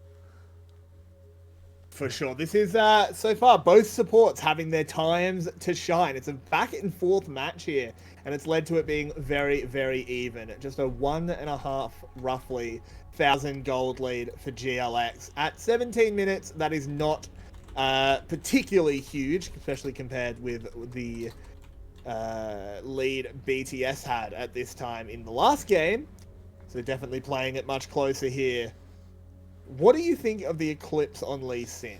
I haven't seen enough 𝘀𝗀 to really know what mythic he's going, but surely he could gore drink. Yeah, he could probably go drink. I think it makes sense with the approach 𝘁𝗀𝗏 is taking in this game, more of an assassin trying to chase down 𝘀𝗀 and maybe Big Koro, maybe even 𝘁𝗀 from time to time. So I think it's thematically correct with his playstyle. I'm not sure if it's the strongest item in terms of win rate. Probably gore drinker, because gore drinker almost always is. Oh, 𝘁𝗀 in a little bit of trouble. Will hop away. Will the next bit of the Cyclone find him? It will, but he's got Oh, to the tower. No access to the 𝗀𝗏. 𝘀𝗀𝗏 dives in, and 𝘁𝗏 go brrr, and down goes 𝗀𝗏. Yeah, 𝘁 showing us why Wukong is a pretty decent pick into 𝗀𝗏. He can chase him down, can CC him forever, and if 𝗀𝗏 doesn't have a mega form, he can't trade back, even with a 𝘀𝗀𝗃. Actually, 𝘀𝗀𝗃 not picked up for 𝘁. Interesting choice. 𝘀𝗀𝗃 for sure the highest win rate choice for Wukong, especially in the jungle. I'm not quite sure about win rates in top lane. Divine Thunderer, I'm not sure if I like it too much over 𝘀𝗀𝗃. I think 𝘀𝗀𝗃 is pretty good. 𝘀𝗏, we didn't see that. By 𝘁𝗏𝗃. Yeah, okay. Let's say it was good dodge by 𝘁𝗃. Unfortunately, a bit of a sombrero. It shouldn't matter though, as there's hardly a brewing fight. 𝘁 shoving in the top lane is covered by his team, so the Samira should be nice and safe. 𝘁𝗏 posted up with 𝘀𝗏𝗏. Oh, look at the ADC itemization. We actually see a little bit of change here. It's Gale Force meta. Everyone is building Gale Force, but these two ADCs decided to go for something different. Of course, Samira likes to go for shield bow every single time. She likes the extra lifesteal, of course. She doesn't really need the dash. She has enough dashes of her own. But it's very unusual to see 𝘁𝗏 building something that is not Gale Force. As we see, very sad 𝘀𝗏𝗏, very slowly walking towards the turret. But no, man, she's still getting the charge. Yeah. Wow. Blaze is just unable to stop that strong, independent Rift Herald's walk. The charge did come in. It's not going to result in a tower, but it's still good damage considering that Rift Herald was taken some time ago and was pretty much just going to expire. And we are still in this very even game, sort of looking for the next big break point. Probably going to be the dragon in about a minute and a half, as GLX would love to move up to Soul Point. Yeah, it's actually getting more and more exciting. Very tense game. Nothing is decided yet, and I'm not sure which team is favored in the next team fight. I think 𝘁𝗏 on 2 items most of the time outperforms Samira on 2 items. I think Samira gets stronger the later the game goes. If she gets to level 16 and her ult really hurts and can one-shot basically everything, and she gets absurd amounts of lifesteal, I think then Samira is the stronger champion. But I think 𝘁𝗏 right now, a little bit more proactive potential in team fights, a little bit more self-centered play or self-sufficient play. It's interesting though. I think in terms of DPS, you're correct. But I don't think 𝘁𝗏 can kill Samira very easily. No. That's why Samira is a very good pick into 𝘁𝗏. Exactly. That's true. Yeah, you basically have to wait out the Blade Whirl, because 50% of your damage is in the Q, especially later on, with the evolved Q, 12 projectiles. She can just block every single one of those, so that's not very helpful for 𝘁𝗏. But also looking at the other itemization choices, I actually think BTS is kind of losing to 𝘁𝗏𝗶𝗹𝗀. I know that's an overused meme, but I feel like double Liandry's when one of your champions is really good with Ludens as well. Oh, never mind. Big engage on 𝘁, and this time... catch here. 𝘁 is in a lot of trouble, does go gold, and the bouncers have arrived. He needs to try and build up that style meter, needs to start spinning. He's doing well. He hasn't charged. He presses R, but he's exhausted, as you said. It's a 1-for-1 at the moment. 𝘁𝗁 with a good knock into the wall. 𝘁 picks up the kill. 𝘀𝗶𝗏 diving back in. He's found Big 𝘁𝗏. 𝘁𝗏 slams into the ground. They do get the kill, but 𝘁𝗁 is desperately trying to kill a 𝘁𝗏𝗏. Blazers gets it. 𝘁𝗁 gets another, and it's a big fight win for the boys from 𝘀𝗏𝗏𝗋𝗋𝗋. And you would not have guessed they would win this fight after the start. They pick up 𝘁, but 𝘁 actually stays alive. Flashes, heals away, gets back to full HP by this point. And for some reason, BTS just doesn't have the damage. This Wukong, not strong enough, not able to sustain. No 𝘀𝗀𝗃. 𝘀𝗀𝗃 could have kept him alive there, maybe. So let's look at this engage again. th, trying to get on top of style. Very good engage. E, flash, and 𝘁 immediately using stopwatch to buy some time. I like the bouncer played by 𝘀𝗶𝗹𝗀𝗀 here. Buying a little bit of space for 𝘁 to get away. And 𝘁... 𝘀𝗏𝗏 not really able to get him, and in the end, that's just too many abilities used to kill 𝘁, and 𝘁 is still alive. So even though he's out of the fight, he can still contribute, just being a threat. And Blazes, just quietly, with stun after stun after stun, AoE damage after AoE sphere, and that's another one fight. GLX moving to Soul Point, and with a 2k gold lead now. Absolutely. This is beginning to look a little bit more like we do get a game 3. Which is a good fight back for GLX, maintaining their mental after a disastrous game 1. To see if they can close this out, because it is by no means over. The game is still on the edge of the razor. As 𝘀𝗀𝗃 moves down to the bottom side just to get wave control. Yeah, this Wukong has really not worked out for his team. Losing the lane by quite a lot right now. Now way stronger in teamfights, way tankier in teamfights. And Wukong is really the strongest in the first few seconds, where he gets the initial pick, where he tries to get the initial burst damage.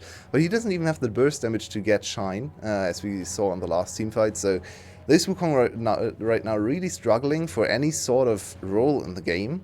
What is he going to? Maybe he's actually going to be a defensive Wukong, who's just staying on top of his 2 carries and trying to interrupt any kind of engage from the other side, which is not his preferred role, to be clear. He really wants to be the one going in, but I'm not sure he can. Ooh, 𝘀𝗶𝗶𝗀 does jump on the in, combo. and there's the 𝘀𝗶𝗶𝗀 into the shockwave. So much CC coming out, but the wall gets blocked by Samira. Oh my word, 𝘀𝗀𝗃 going low, goes down. 𝘁𝗀 having to dash away from the monkey. And that is going to be a successful catch for BTS. It's such a back and forth. Both teams don't really want to engage, because whoever engages loses, it seems. And both teams have very, very strong disengage tools. And this time around, a little bit of an overextension from 𝘀𝗶𝗶𝗀 and 𝘀𝗀𝗃. They get caught out. Double 𝘂𝗰𝗂𝗃 from 𝘀𝗃 there as well. Into double Orianna ultimate. 𝘀𝗀 still not dealing a lot of damage. But imagine this fight in the late game where 𝘀𝗀 has 4 or 5 items. That's 2 kills immediately. That's Baron. So GLX has not won the game yet. They need to be careful with these engages. So another good start from Blazers. Yeah, 𝘀𝗶𝗶𝗀 a little bit too deep. I think he goes half HP and then double 𝘂𝗰𝗃 into double shockwave. Nice. Very cool combo. As you pointed out on cast, that wall is just sad. But they still get 𝘀𝗀𝗃. And with the added shield and added resistances from, or not resistances, but damage reduction from 𝐸LiO's ult, TH even is able to get out of there. So, a nice, good fight back from BTS. It's only 1 kill though, and they invested a teleport from TH. Maybe GLX can actually do something about this. They could pressure the Baron and then turn onto the Dragon that's spawning 1.5 minutes. So it seems like 𝘀𝗶𝗶𝗀 wants to control the Dragon area even now. For now, they do already have decent vision control up by the Baron, but there is a setup here. 𝘁𝗀 has to play this well, try and get away, but look at all the CC. It doesn't matter how many tools Samira has. She gets the toolbox knocked to the ground, and with her dead, BTS will make a quick beeline to Baron. And 𝘁𝗀, you can't do that. Again, you get caught out on this champion that has so many dashes, no flash though, and no target to dash to, so he actually found the one spot on the map where he can die on Samira. And that's not what you want to find. You want to find the spot to kill everyone. Been put up, but Blazers doing well. Chunking them out. 𝘀𝗀𝗃 dives on in. Goes mega. Doesn't land the stun, though, but it has access to that Gnar. GLX just wants to buy time and scare BTS away from Baron. If Baron isn't taking, this is a win for GLX. And it looks like that will be the case. Yeah, and especially now with the mid lane push, that's very dangerous to BTS. Look at the timer, 20 seconds to Dragon. BTS doesn't have the time to recall that we see the teleport from 𝘀𝗀𝗃. And now they need to fight for control. 𝘁𝗀 is back alive, he has flash available, so the whole pick on 𝘁𝗀 doesn't do anything. Ults are still down from the push. With no Gnar, yep. No Fury being built. He's trying to build it up though, and 𝘁𝗀 has arrived. He is TH. No ultimate. I'm not sure what he's doing. Oh, 𝘁𝗀 going so deep then. Pops the blade well. But Blazers doing so well. The circle is summoned by Samira. The instant double kill. 𝘁𝗀 playing it safe. And as I say it, he jumps over the wall. He's got a triple kill. One picked up by Blazers. 𝘀𝗀𝗃 lands the tag, but isn't going to follow it in. 𝘀𝗃𝗃 will be the last man left alive. And it's another fight win for GLX. Blazers picks up the double. They'll get a tower, they can go claim an Infernal Soul, and even maybe a Baron. And 𝘁𝗀 really has to thank his mid laner. Blazers hard carrying him here, fight after fight after fight. Such an amazing performance on this Syndra. Win the game. Yeah, they can just finish here. 𝘀𝗶𝗶𝗀 tanking both towers to keep the minions alive. And, oh, interesting flash there. 𝘁𝑺 trying everything he can. He had an amazing game as well. But I think that's enough damage. It's 5 seconds for It glory. definitely should be. Yep, that is going to be the Nexus exposed. I don't think they can stop them now as they... Oh! Okay, it's getting a little close, but no, there it is. The Nexus has fallen. It is going to be a Game 3 here on our first Sunday of the VCS 2021 Spring Split. BTS dominated Game 1, but 𝘀𝑠ury will not go down without a fight. And Game 3 promises to be a clash of the Titans. Who will come out on top? BTS or GLX? Let us know who you think in chat. We hope you're enjoying the show, and we'll be back in just a few minutes.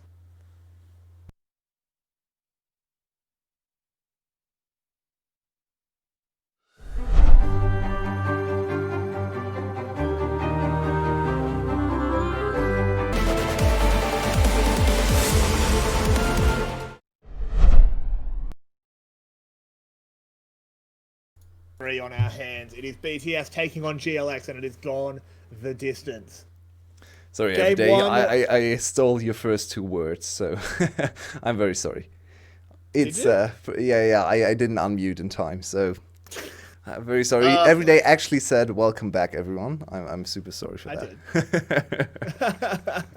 It's all right. You're not welcome. Go away. Yeah, you be the host now. Do it. Okay. No, but in all seriousness, we do have a Game 3 on our hands. Game 1 was an absolute stomp in the favour of BTS. Game 2, a much closer affair, but it was GLX that prevailed. Vinny, give us your take on Game 2 and set your expectations for Game 3. My take on it is very simple. The Wukong simply did not work, and 𝘀𝗀𝗃𝗀 was able to get off to a massive start on this 𝘁. He was able to get himself into a position where he was really able to affect the team fights. They played around the 𝘁 bar beautifully. I was not expecting VCS to play a 𝘁 that well, and if it was, it would have been calm. So this is actually a really good sign for 𝘀𝑠ury. If they can get their solo laners rolling, which they obviously did not do in the first game, they can bring Shine into that late game where his late game positioning still has issues. He was caught out a couple times, but it's a lot better than his laning performance, where he actually had an okay lane. He was able to play that lane a lot safer with 𝘀𝑇𝑠 and not get completely ruined by 𝘁𝑺. Yeah, I'm very sad for 𝘁𝑺. You just talked about him or brought him up. Yes. He had such an amazing game. I think the best Galio support game I've seen in ages. He was everywhere, all the good engages, and setting up so many plays, so many dives, and even protecting his team. So very sad for him. 𝘁𝑺 with an amazing performance. I want to praise 𝘀𝑎𝑧𝑒s again. We of course talked about him a lot in the game, but I thought 𝘀𝑎𝑧𝑒s was absolutely amazing, hitting so many stuns, looking a little bit like DR1 on his best Syndra games. We all know all the stuns he can hit, and not quite as aggressive, I'd say, but very, very strong setup and defensive plays. He was one of the biggest enablers in this game. Yeah, he absolutely was. But going into Game 3, Vinny, where do you think these teams need to be looking to get over the line? Let's start with BTS. What needs to change to bring back that Game 1 form? You need to be focusing on getting comfort and really comfortable winning lanes for the side of BTS. Glory, don't put them on the Orianna. The Orianna was fine, but it didn't have that lane priority. It wasn't able to really influence the map in the early game, and it meant 𝘀𝑎𝑧𝑒s was able to pretty comfortably sort of get into the late game. It was down a little bit because they did repeat gank that lane, but the main thing was 𝘀𝗀𝗃 and th. I think getting a strong pushing mid laner and a strong early game jungler like the 𝘁𝑚, not so much the Taliyah, means you can impact that top lane, get th rolling, and then he's actually a player in your game, and you're not playing 4v5. Yeah, I actually think it doesn't even have to do with setup for the team. It's just 𝘁's champion's proficiency. It seems like 𝘁 is the linchpin of this whole team. If he plays a champion he can play well, the team looks amazing. If he plays a champion he can't play well, the Wukong twice, the Vladimir, I mean, he can play Vladimir well, but Vladimir is not a champion you should play right now. Vladimir wasn't the reason they lost that. Yeah, that's true. But still, yeah, I It's feel not like I feel like he needs to be put on champion. He is really good on, and then you can play through him. You can also focus bot lane. I don't think you actually have to play through TH, but yeah, he looked very rough in the last game, and I hope he can recover because this first one was amazing on the 𝘁𝗁𝗏. It's very true. And what about 𝘀𝘀cie? They won game 2, but it was definitely a close run affair. Yulwei, what needs to be changing for them to make sure they get over the line here in game 3? Yeah, I don't think you can really change 𝘀𝗏's positioning this quickly. Definitely something to go back on and really try to work on that in the next week. I don't think it's something you can change in between games, so I think the Samira already worked out way better than in the first game. What was he playing? He was dead all the time. MF, right. Misfortune. So, yeah. MF. So I think give him Samira again, maybe give him 𝘁𝗏, something that can dash away, and so he doesn't die every single time, just every second time, every other time. That's already super helpful, and I really liked the setup for team fights from their side. The draft still can improve here and there, but I think Syndra, Gnar are very, very good steps into the right direction, and GLX could win this one if they do it again. They certainly could. Vinnie, what do you think GLX needs to do? More of the same. Keep Shine on a relatively safe lane and give him a safe matchup. That was kind of on BTS's fault, picking the 𝘁𝗏 into the Samira and then getting a Galio which doesn't have lane pressure. I think you either try and keep the solo lanes down, and then you just naturally have that advantage in the bot lane, or you can go all in and break Shine over your knee, and then they have no AD carry to work with. You're playing the 5 in the 4v5.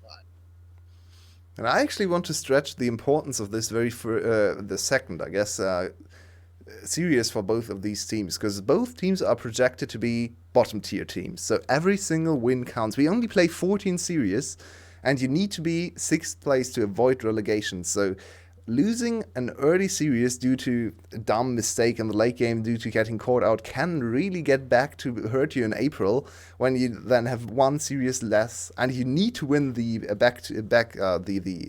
matchup again instead of having the one series puffer. So it's a very, very important series, even though it feels still like we're at the start of the season, which of course is true. But yeah, all the matchups between the lower T teams are basically double point matchups. Yeah, for sure. 6th place is what these teams are really hoping to hang their hat on. Just dodging relegations is a good enough effort for these teams. They're not in that top 4 contention, but not going to relegations is such a big boon. You get another split in the VCS to really prove yourself, and in the summer split, which is where push comes to shove. We are just waiting to go into champion select. Can we think of any particular picks that we need to keep an eye on, Vinnie? Zoe. It was an option last game, and it didn't get picked up. We could also see something like the Malphite come out from TH again. That got them their win in the match against SBTC, I think. Wait, no, I've got it the wrong way around. DR1 was playing Malphite. Correct. I cannot read. It was against 𝘁𝗏. Yeah, it was against 𝘁𝗏. So that's been banned twice. So definitely need to see something that I don't know. We want to see something that TH can play. One of those can work, but he's been heavily targeted in the bans, so it's tough to say. I think you need to look maybe more down to the bot lane. Maybe you try and get the Samira for 𝘁𝗏𝗏. Maybe as this plane flies overhead, you try and get something aggressive for Elio. Give him the rel. Give him something else. Give him something that he can make these plays on. The Pantheon was excellent in game 1, so just they try should and be back on blue side. So Pantheon should be something they can float. yeah, absolutely. Yeah, for so me, we have to see what they go for. For me, I think the Samira is the #1 priority now, because I feel like Samira, we saw in game, Shine on Samira can actually survive most of the engages, and I don't even look at the 𝘁𝗏 as the main carry here. I look at 𝘁𝗏 as the way out for 𝘁, as the way to actually compete on the level, because his MF didn't look VCS ready. So pushing him away from 𝘁𝗏 might even be worth to just invest the ban in the very first phase for BTS. Just say, oh, no 𝘁𝗏. We want to play 𝘁𝗏 against the 𝘁𝗏s, 𝘁𝗏 against MF, 𝘁𝗏 against whatever you want. First pick 𝘁𝗏, ban away 𝘁𝗏, and just see 𝘁 suffer. I think that's the easiest approach after these two games. Just try to exploit the ADC gap. And if I recall correctly, the 𝘁𝗏 was banned when BTS was on the blue side, so they just changed that ban for the Pantheon because they felt it was the stronger pick, which, fair enough, it probably was, but in this case, you're on the blue side now. You don't have to ban Pantheon. Yeah. Yeah. Yeah, I think the Pantheon is definitely one to keep an eye on, but I feel like 𝘁 might be telling his team, hey, can we get rid of that one? Kind of 𝘁𝗀, pretty good on that pick. 𝘁𝗀 as well, having a very good series so far. Even in that second game, which they did lose, he was consistently performing at a very, very high level. Yeah, that's very good to see as well. Yeah, it is. It's a really good sign for BTS if 𝘁𝗀 is much improved. Oh, yes. 𝗀𝗶𝗏 over on that Alistar, I actually kind of liked it. I think giving the bouncer to 𝘁 really helped because 𝘁 is struggling. Just adding an extra layer of safety. I like the bouncer style supports. Yeah, he played a very interesting Alistar. He didn't play the Vulcan highlight reel Alistar or the Mickey X highlight reel Alistar we saw in this weekend over in the West. Instead, he played a very defensive Alistar. He always tried to keep everyone away from 𝘁, disengaged with W. Didn't actually go for big combos. I think he hit one very crucial combo. Follow up after Gnar engage. After the Syndra engage at the Dragon fight. That was very impressive. But well set up for him as well. But yeah, very interesting Alistar performance as well. And I think both supports looking pretty good. I would like to see a little bit more focus on the supports as well. Maybe a Leona matchup for some explosiveness. But another Alistar performance could be very good for 𝘀𝗶𝗏 and especially 𝘁 as well. Yeah. We are just still waiting for that champion select. Oh no, we're seeing Vietnamese casters again. That's never a good sign, boys. It's never a good sign. Oh, no. They already added time to the timer before, so I think there might be some tech issues on stage. We might throw to a little bit of a break. We'll come back as soon as there's a champion select.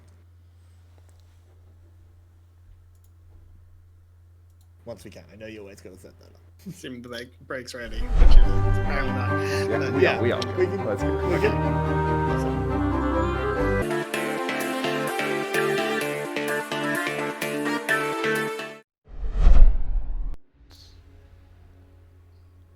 Go.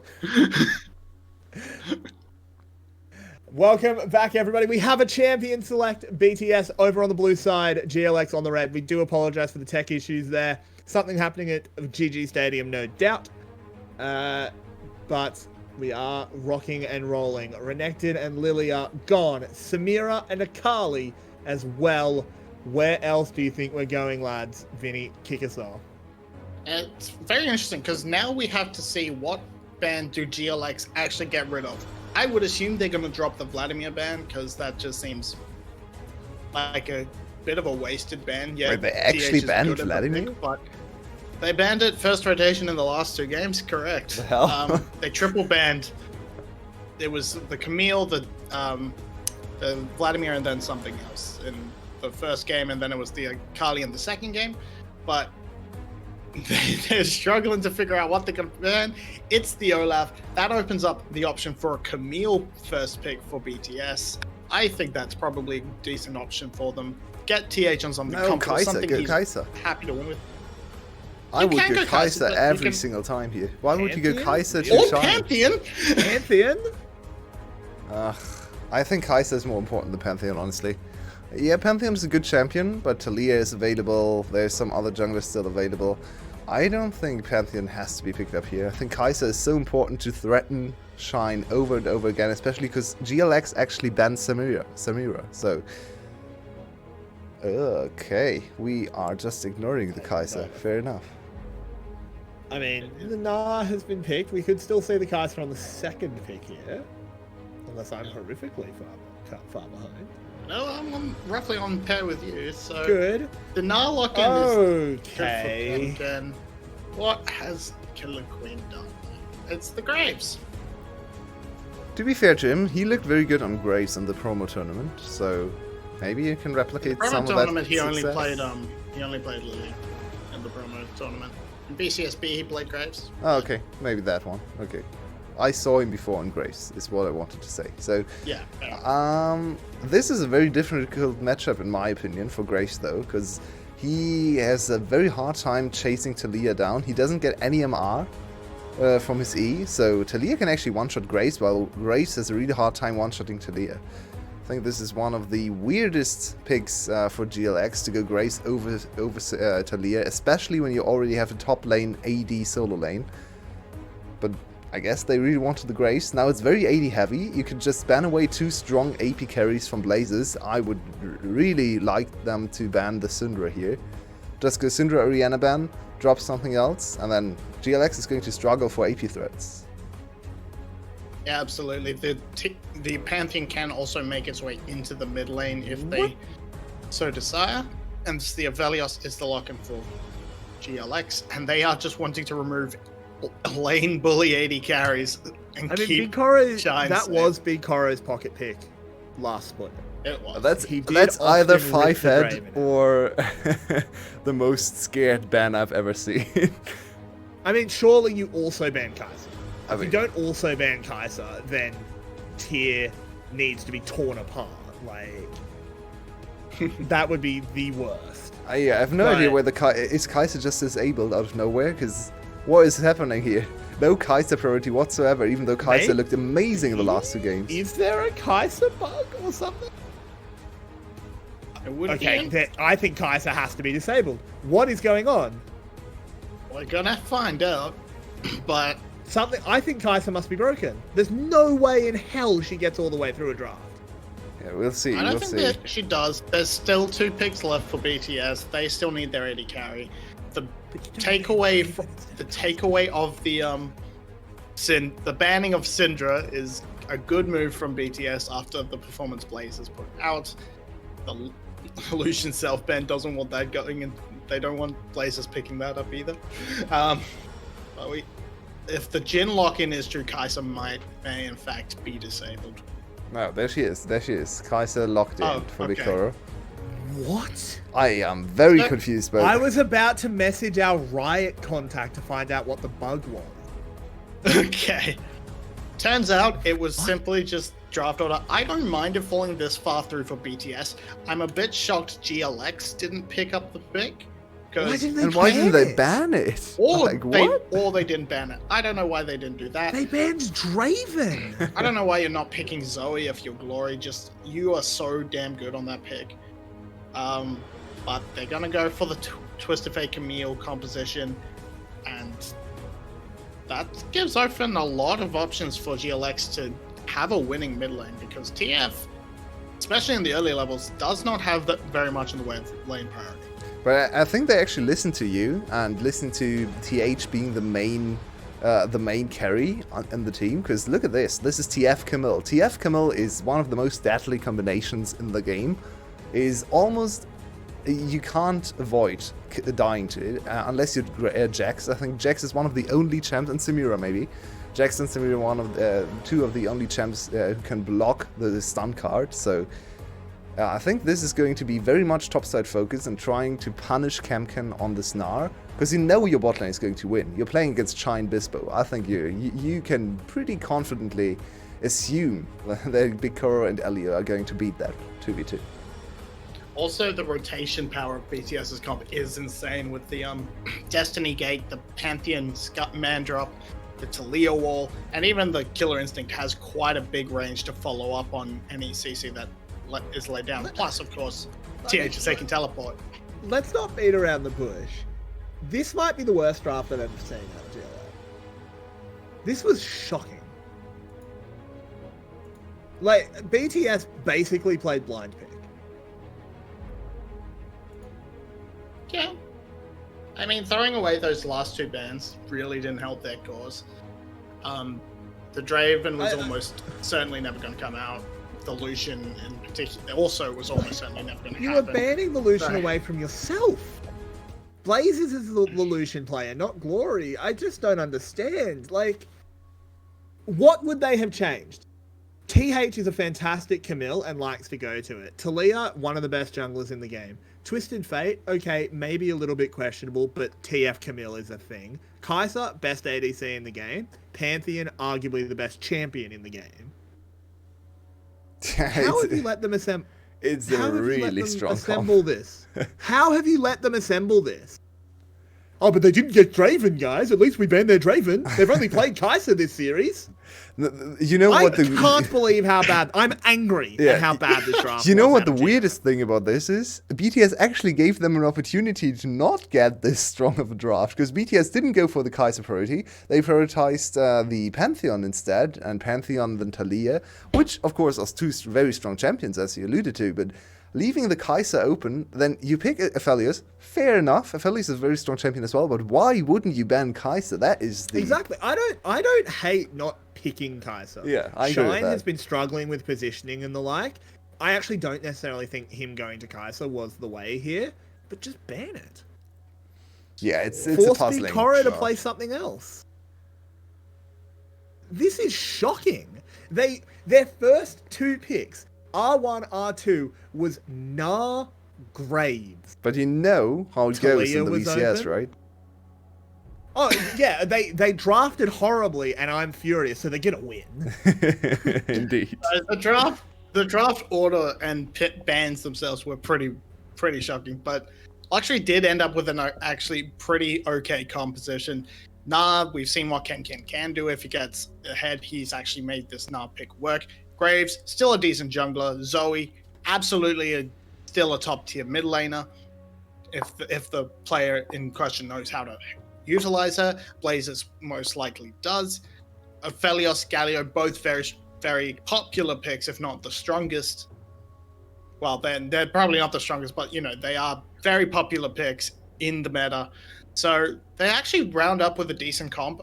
The downside is they actually have very little engage. They rely very heavily on the Gnar transformation, hopping in and then ulting backwards against a wall with a Galio follow-up.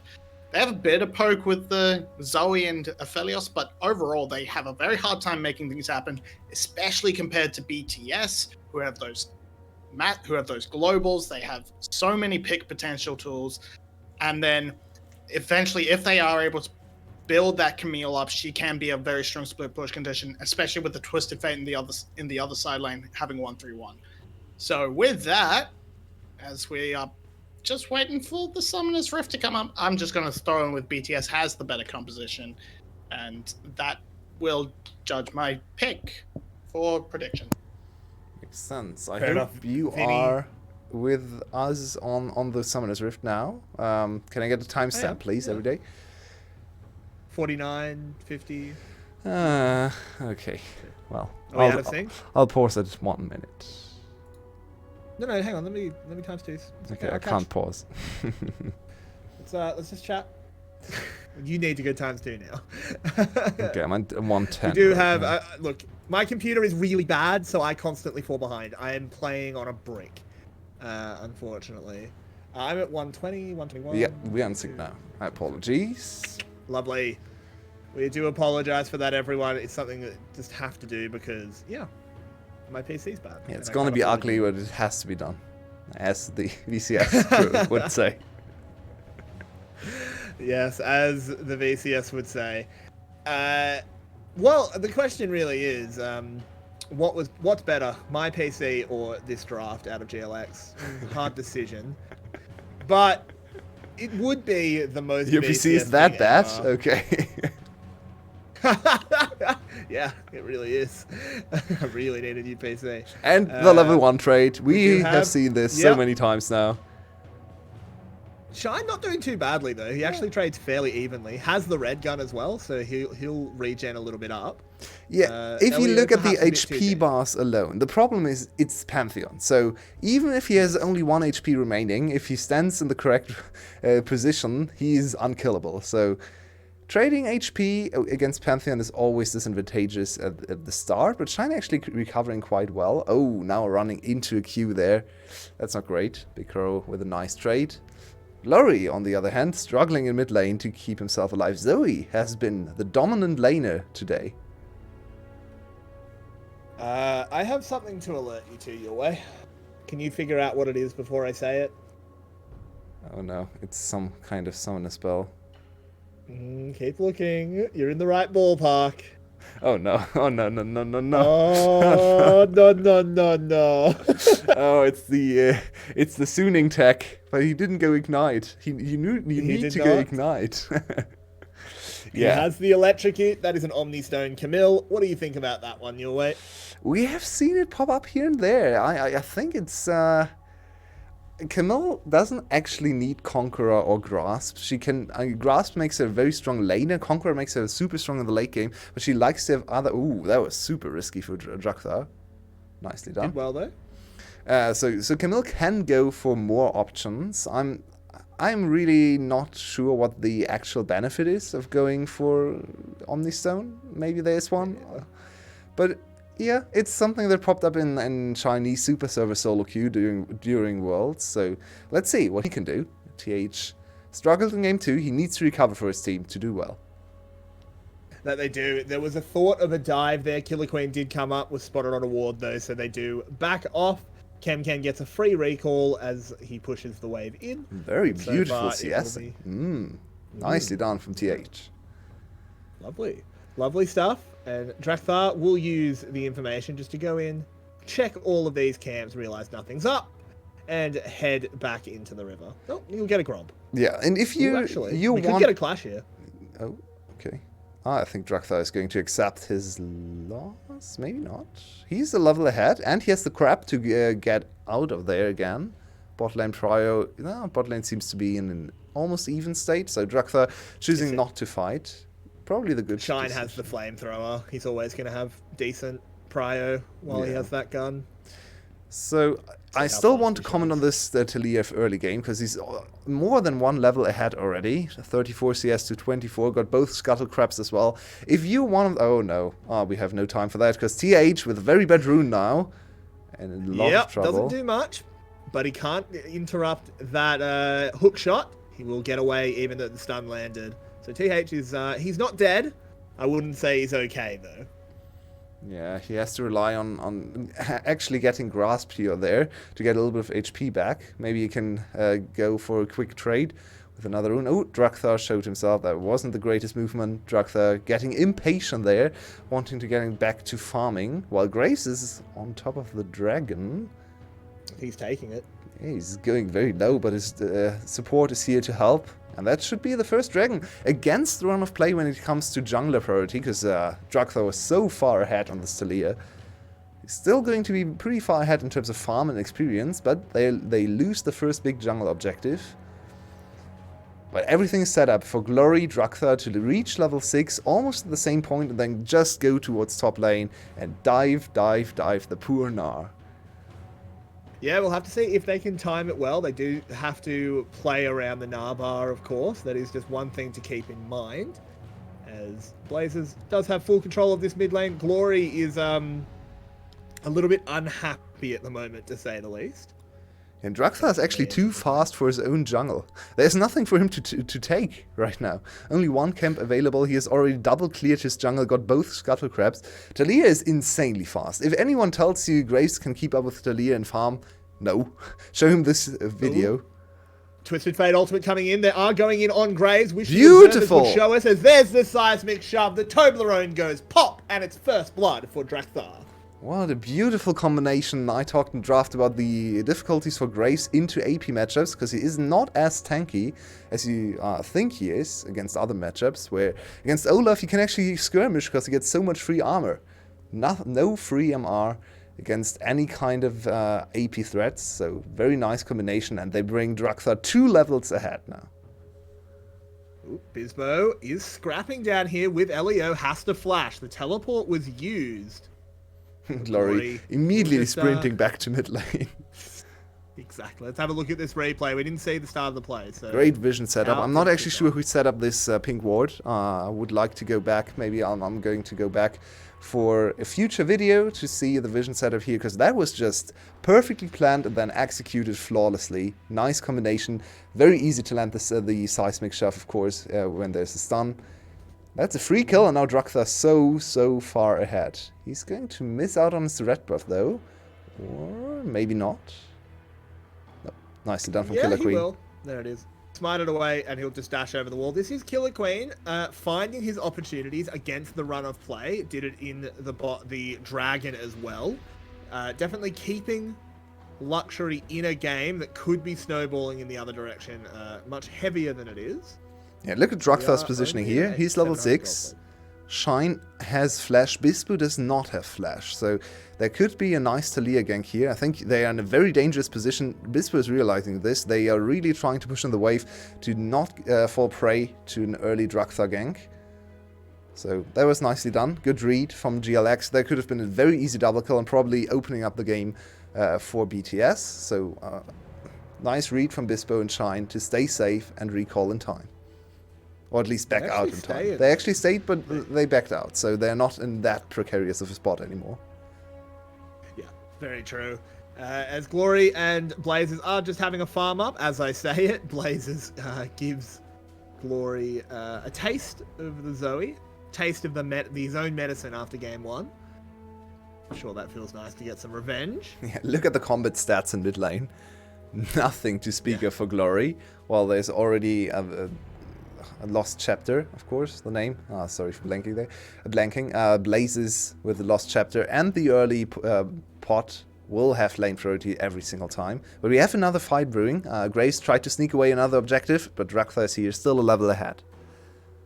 𝘀𝗀𝗺 playing very cagey though, realizing he doesn't have mid prio and 𝘁𝗁𝗁 is first on the move. There's the Twisted Fate ultimate. They're just going to go straight on the Gnar. He has no Gnar bar. He's alive though. He's actually getting away though. Oh, he goes down to that final sweep. 𝘀𝗶𝗹𝗀 came in from long range. 𝘀𝗀𝗺 with a smite to stay alive.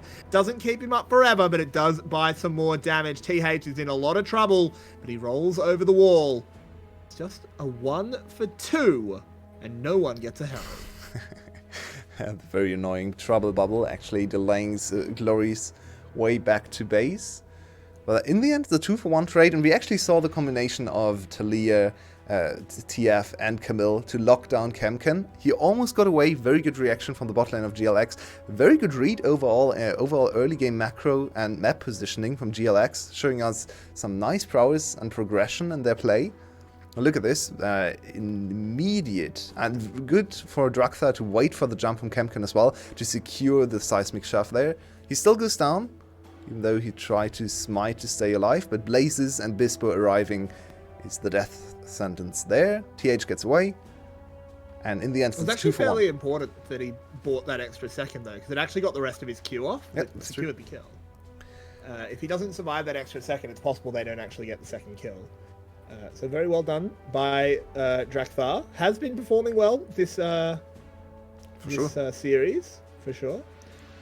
Definitely pleasing the one member of that 𝘀𝗀𝗺 fan club.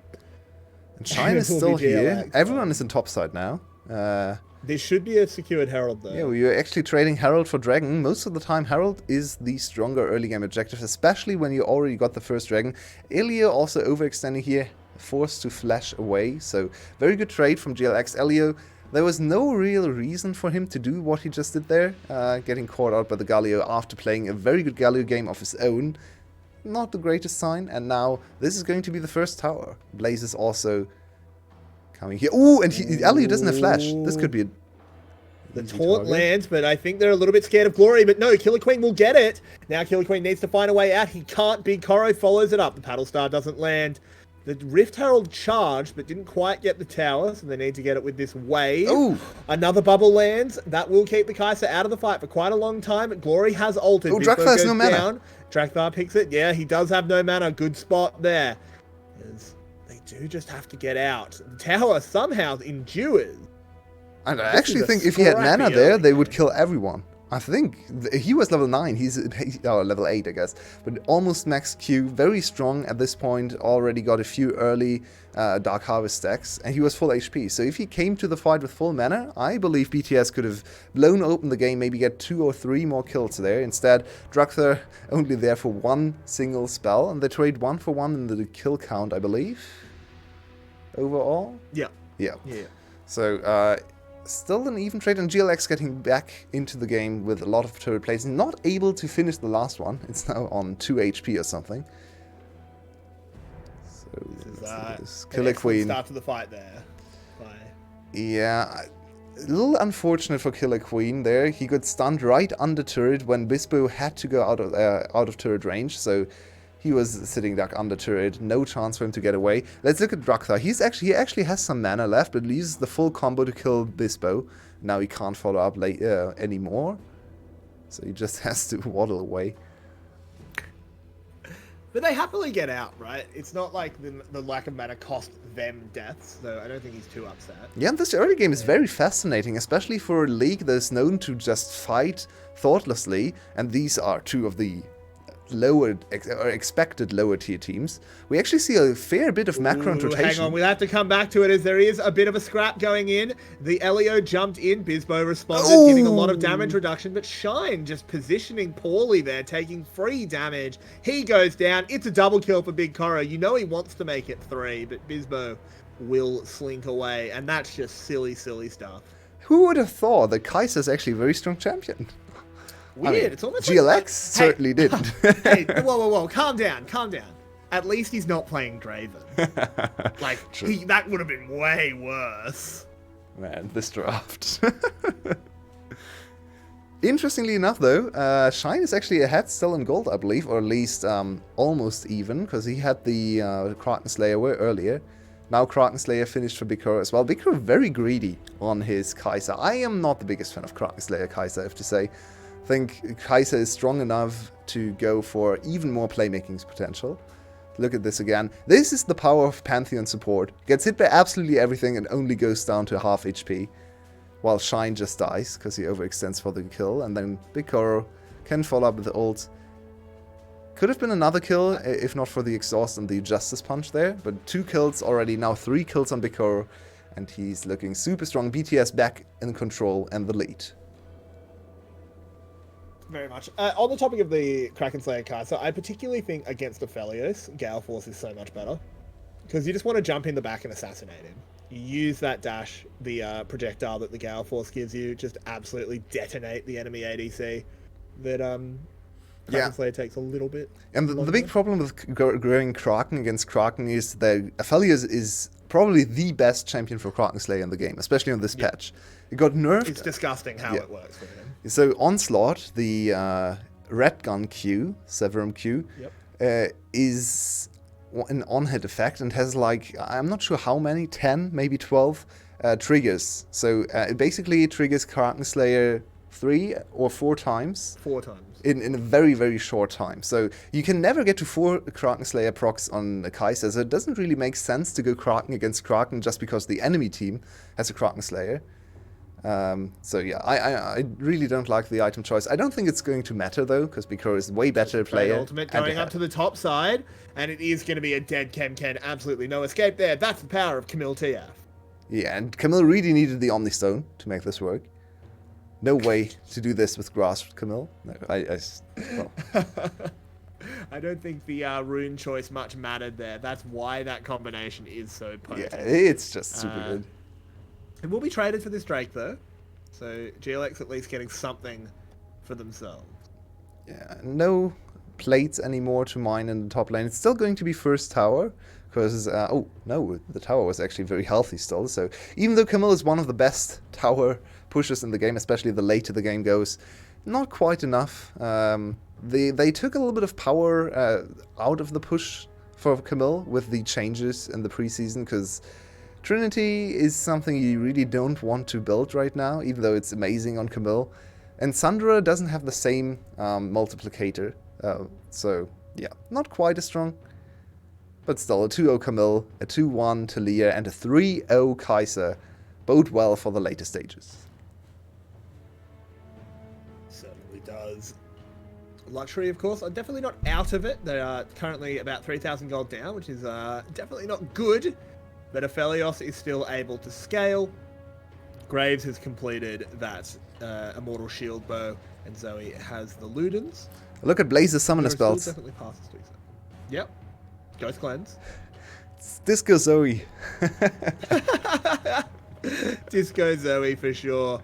As the second Rift Herald surely has been started up. 𝘁𝗁 chonking those shells into that. Should be pretty uncontested. It doesn't look like BTS is particularly keen on a fight here. And I can't say I blame them. It's not that important. And they get the first so turret in the far, bot lane. So Exactly. So far, 𝘁𝗁 able to find what he can, but this Graves pick has been pretty hideously ineffective. yeah, prioritizing Graves over Taliyah is a head scratcher for me. But Or Olaf, or yeah. anyone else. So to give him some credit, as you just did as well, he has been able to control all the jungle objectives as 𝘁𝗁 in a bad position. Oh, Very Glory. bold, but he does hop away. They go on 𝘁𝗁 instead, who gets over the wall, pops the collateral damage. 𝘁𝗁 goes forward and murders Glory, and now this is a weird the damage. fight. 𝘁𝗁 with a great Gnar ultimate. He'll go down for it, but it allows 𝘁𝗁 to fire back, but now it's only Blazes. He gets asleep, he blows one up. He's just got to find Drakthar. Look at all these flashes. Look Can he at the dodge? free No. ignite. He's getting everywhere. The man has about 10 spells. That's a double kill for the Blazers.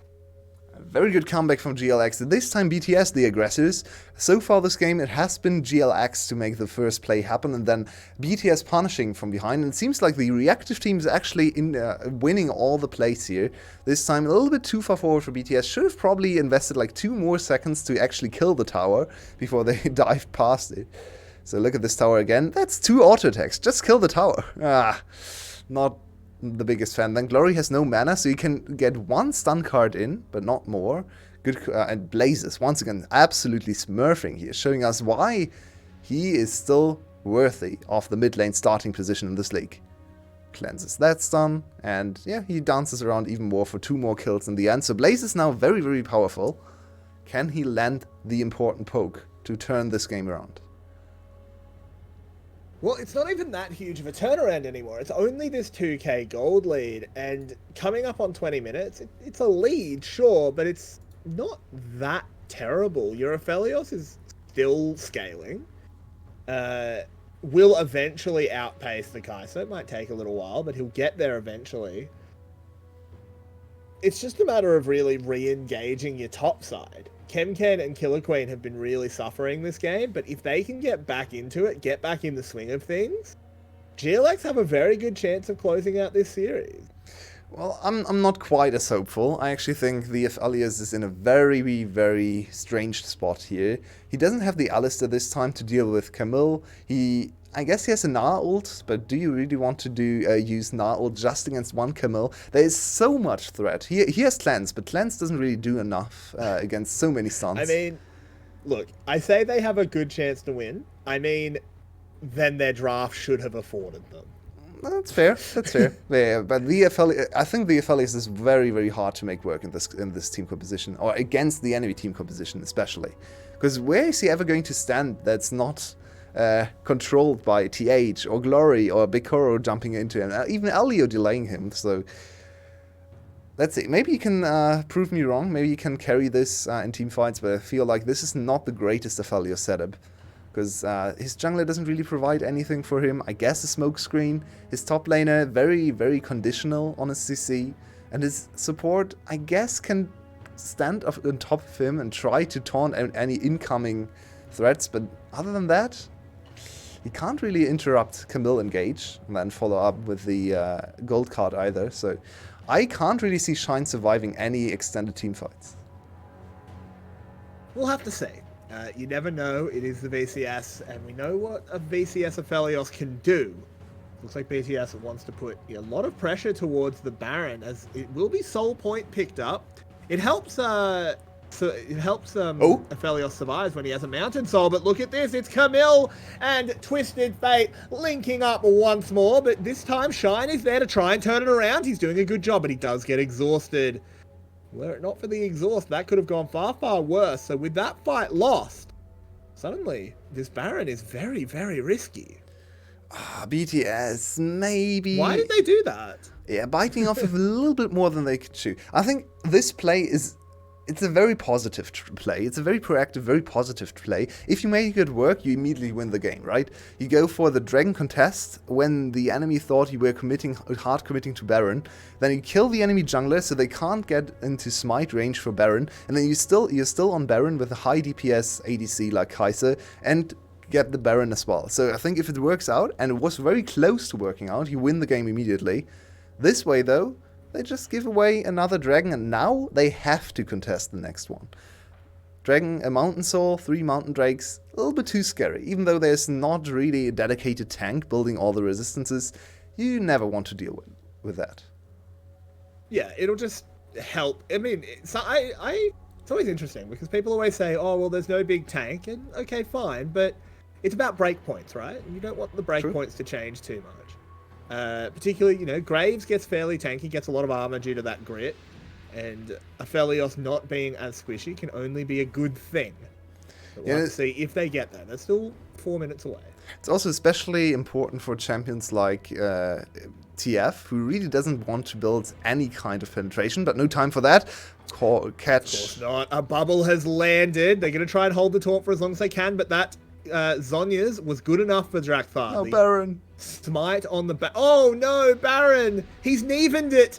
Oh, and that bubble found a way through onto 𝘁𝗏𝗏𝗀𝗀, gets the cleanse. The taunt can't follow up though, Blazers. Pulling back for now. Ooh, this is getting a little bit dicey here. The damage was absolutely massive out of TH. 𝘁𝗏𝗏𝗀𝗀 doing well. Killing Shine. That's a huge damage source down. They need to kill 𝘁𝗁𝗏𝗀𝗀𝗀. Can they do it? No, but they can kill everyone else. As GLX charge on forward, melt BTS away, and BTS are sent packing. Hopefully their stands can pick them back up because they're not going to get this Baron. And who needs Aphelios when you can have Graves in the backhand, killing everyone there? The second AD carry coming through, and 𝘁𝗁𝗏𝗀𝗀𝗀 was super close to actually winning the teamfight on his own, but gets exhausted in the crucial moment. Also, 𝘁𝗏𝗏𝗏𝗀 playing bouncer once again perfectly on the Galio to really threaten 𝘁𝗁𝗏𝗀𝗀𝗀 there. Drakthar, I'm not sure what you're doing here. I guess he doesn't die instantly. He smites for HP, but still gets aggroed by the Baron, of course, and then he goes down. So I mean, it's not quite an even, but it's not an even. I appreciate the reference, of course. So 𝘁𝗁𝗏𝗀𝗀𝗀𝗀 trying to look for his moment, and he finds a super good angle to immediately assassinate Shine, but you have to keep in mind they're still playing at a numbers disadvantage, or now actually only evened out the numbers because the jungler didn't do anything this fight. So even though it looks good because they get the enemy ADC and he's supposed to be the main carry, 𝘁𝗏𝗏𝗀𝗀𝗀𝗀 did nothing all fight. So in the end, overextension once again for BTS. Blazers was an absolute marksman with the bubbles. That man had a sniper rifle. Look at his items. Those bubbles. That is so scary. This 𝘁𝗏𝗏𝗀𝗀𝗀𝗀 is absolutely massive. The wall comes out, almost a rage wall. What did that even do? As Blazers does get that foray into the poke blocked, but it doesn't matter. GLX are walking up the mid lane, and BTS just look dazed and confused. Yeah, I don't really mind this decision to not contest. Oh, 𝘁𝗏𝗏𝗀𝗀𝗀𝗀, what are you doing? Running. Don't mind quick. me, just passing through. Was that Twisted Fate? I think Twisted Fate. What's the English word for people who get naked in sports events and just run through the field? Streakers? Yeah. Oh, but no time for streakers. Oh, yeah, he's streaking on into the team, and 𝘁𝗁𝗏𝗀𝗀𝗀𝗀 starts it off well. They put so much damage onto Shine, this Aphelios will get absolutely nothing done. Can they catch onto more? They can. 𝘁𝗏𝗏𝗀𝗀𝗀𝗀 will be going down. It's a double kill for the 𝘁𝗏𝗏𝗀𝗀𝗀. And that's the bot lane of GLX wiped off the map. Yeah, look at the death timers. That's enough time to secure the dragon, so no immediate mountain soul. It's only one mountain dragon, of course, for BTS, but super important to secure. Can they kill Blazes? Get rid of all his stacks? This is super dangerous. BTS, once again, biting more than they can chew, maybe? 3v3, they're getting over the wall. They do manage to back out, but that was just a risk they didn't need to take. And now they're pretty low for dragon. Man, they're really trying to once again use one of the idioms to have their cake and eat it too. Way too many times in this game, right? So many good positions for BTS, and then they just go a little bit too far for no apparent reason. They just wanted to... They do deny the Mountain Soul. 𝘀𝗀𝗃 cleanses the sleep. 𝘁𝗀𝗃 goes very low, wants to chase onto 𝘁𝗀. Let's focus on the main fight, though, as 𝘀𝗀𝗃 goes low. 𝘀𝗀𝗃 goes down. The rest of BTS do look like they can escape. Blazes picks up another kill. That's a 700 gold kill, because that's 4 more stacks on his... not hourglass, on his 𝘁𝗀𝗃. So that he's to 8. He's at 18 or even 20 if he picked up another assist. 𝘀𝗃's big day out, by the way. 𝘀𝗃's were going for a walk. 18 stacks, Zoe with Horizon Focus and Ludens. That's so much burst damage. You just have to avoid the bubble combo. If he misses a pedal star, he's useless for a few seconds. So you can get rid of all the damage. It's not an 𝘁𝗀 with these items. 𝘁𝗀 always does the same damage. Zoe has spikes, so if you can avoid the spikes, you can still deal with her. But it's getting scarier and scarier. Everyone is prone to just dying to her combos. Even the top laner, even 𝘁𝗀. Oh, look at TH. He's going so deep. Called in his best bud TF. Can they actually finish off this? What the? Yulwei. What are we watching? Yulwei, what are we watching? Oh my god. Yulwei, what are we watching? I'm actually hovering over the transition out button here. No one wants to watch that. That was horrible. TH, what are you doing? That was disgusting. Yeah. I think that goes into the next highlight reel for 𝘀𝗀𝗃. You can clip that already. I want to see the memes underneath this amazing play. And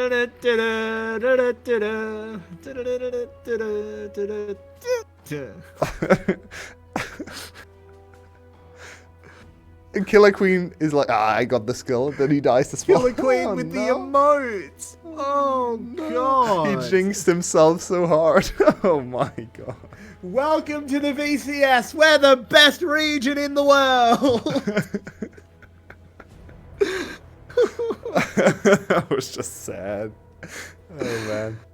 The game is back to very even, though. Look at the golds totals. We are almost at the same number.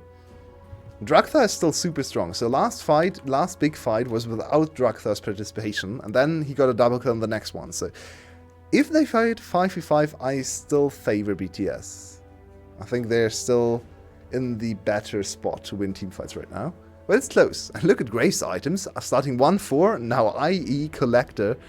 Ooh, that's a hard-hitting Graves. We've got to be a little bit worried about Graves right now. 666, he's number of the beast. 𝘁𝗀𝗃 summoning a demon onto the rift. That last play clearly inting so that his Dark Lord could take to the field. And he's going forward there, charging straight on in, calling a 𝘁𝗀𝗀 in on top of him. Collateral damage hits. Oh, the other side. Oh, but look at this. They're playing the comp finally. Catching 𝘁𝗀𝗃. The stun card is locked. The Gnar is fine, but Glory will just cleanse it. You've got to actually kill him, lads. And they finally do. They get the shutdown and they'll look to push onto the tower. But have a look at GLX. They're just trading it for a Baron. How they trade? Oh, 𝘀𝗃. No, 𝘀𝗃. What? What? Well, that's how you donate 4 more pages to the 𝘁𝗀𝗃 of Blaze.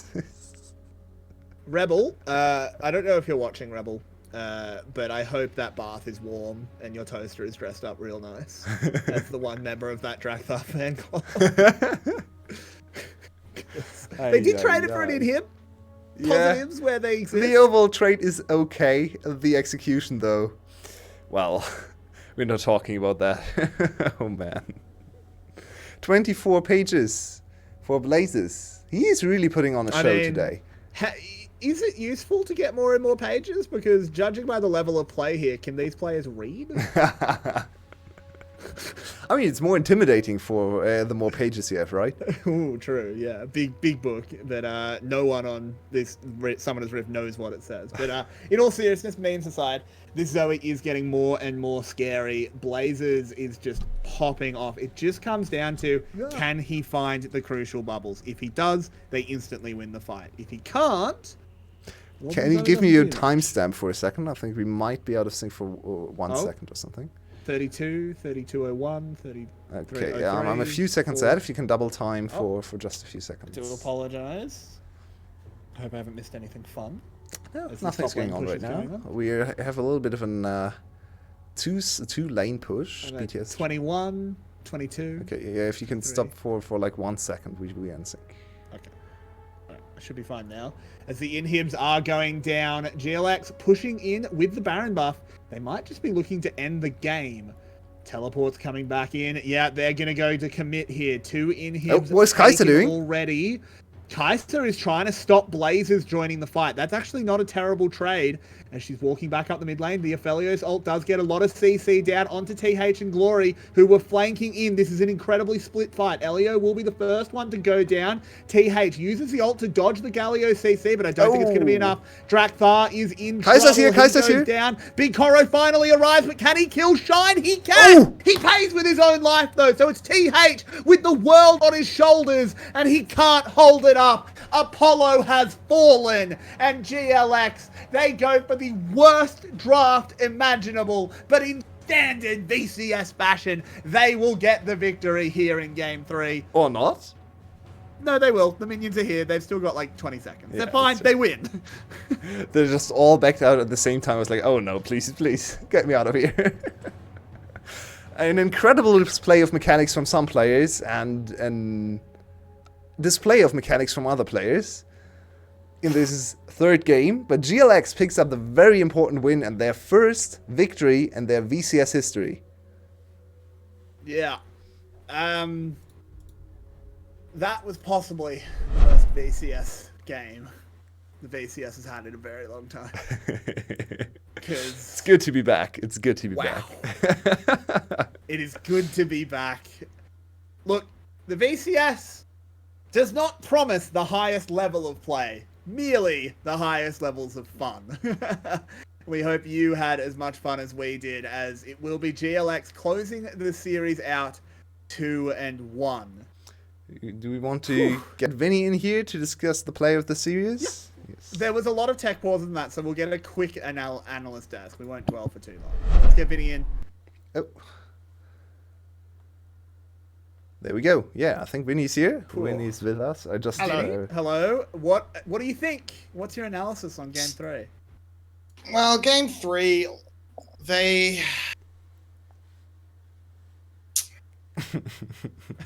BTS tried to play their composition. Did they? They tried to play their composition in terms of getting the ganks up, but 𝘀𝗏𝗏𝗀 was just not coordinated with the rest of his team. He was individually having some great moments, but outside that first play with 𝘀𝗀𝗏, he was just not working with his team. If he was coming up alongside 𝘀𝗀𝗏 and triple and double ganking this top lane, they would be getting even more gold. They'd be able to turn those into more advantages. And then you just saw BTS spread out across the map, completely not in coordination with each other. When they have so many globals, they should just all be attacking the same spot at the same time, overloading one side of the map, maximizing what they can get from that advantage, and then backing off as a team, reset together, preserve your tempo, attack another side of the map with your globals when they're back up. Whereas for GM Media Luxury, it's 𝘀𝗏 Media_Luxury. The AD carry is a bait. It's all a bait. Shine, kill him, go for it. That leaves Blazers free to do all the damage. They put Shine in a nice bikini, lathered him in meat, and threw him to the bears, and shot the bears in the back of the head while they were distracted. Well, I think there's absolutely no question about the play of the series, right? Blazers had an amazing series. Blazers was 100% outstanding. Shine. What? No, it's wrong winner for that. Yeah, Blazers is definitely going to get out the VCS English player of the series. There's just no question. His performance, particularly in the last 2 games, was unreal. It completely makes up for the lackluster Lucian in Game 1. But with that is the end of our first series here on Sunday. We've got one more, and it's going to be a good one. Don't go anywhere. Hopefully. We hope you will be... Yeah, hopefully. We hope you will be joining us. The return of 𝘀𝗏𝗏𝗀 should be exciting. Don't go anywhere, guys. Isn't it Cerberus? Isn't it SBTC playing? Am I stupid? No, it's Cerberus. Oh, I'm wrong. Whatever. Not the return of Zero. The return of Ego, hopefully. Yeah. Okay, that's what I was trying to say. Let's go with that. Let's go with return that. of Ego. Maybe he's sick. He might still be sick. He might. Very nice. Regardless. Let me throw to the break, please. I need the bathroom. As we will be back in not too long. How are you at Yulwei? We hope you are enjoying the show here on VCS English. If you are, please let us know in chat. It makes us feel much better about ourselves. Join the Discord, become a patron, donate to the stream, do all that stuff. We would really appreciate it. We'll be back in not too long for the second and final series of week 1.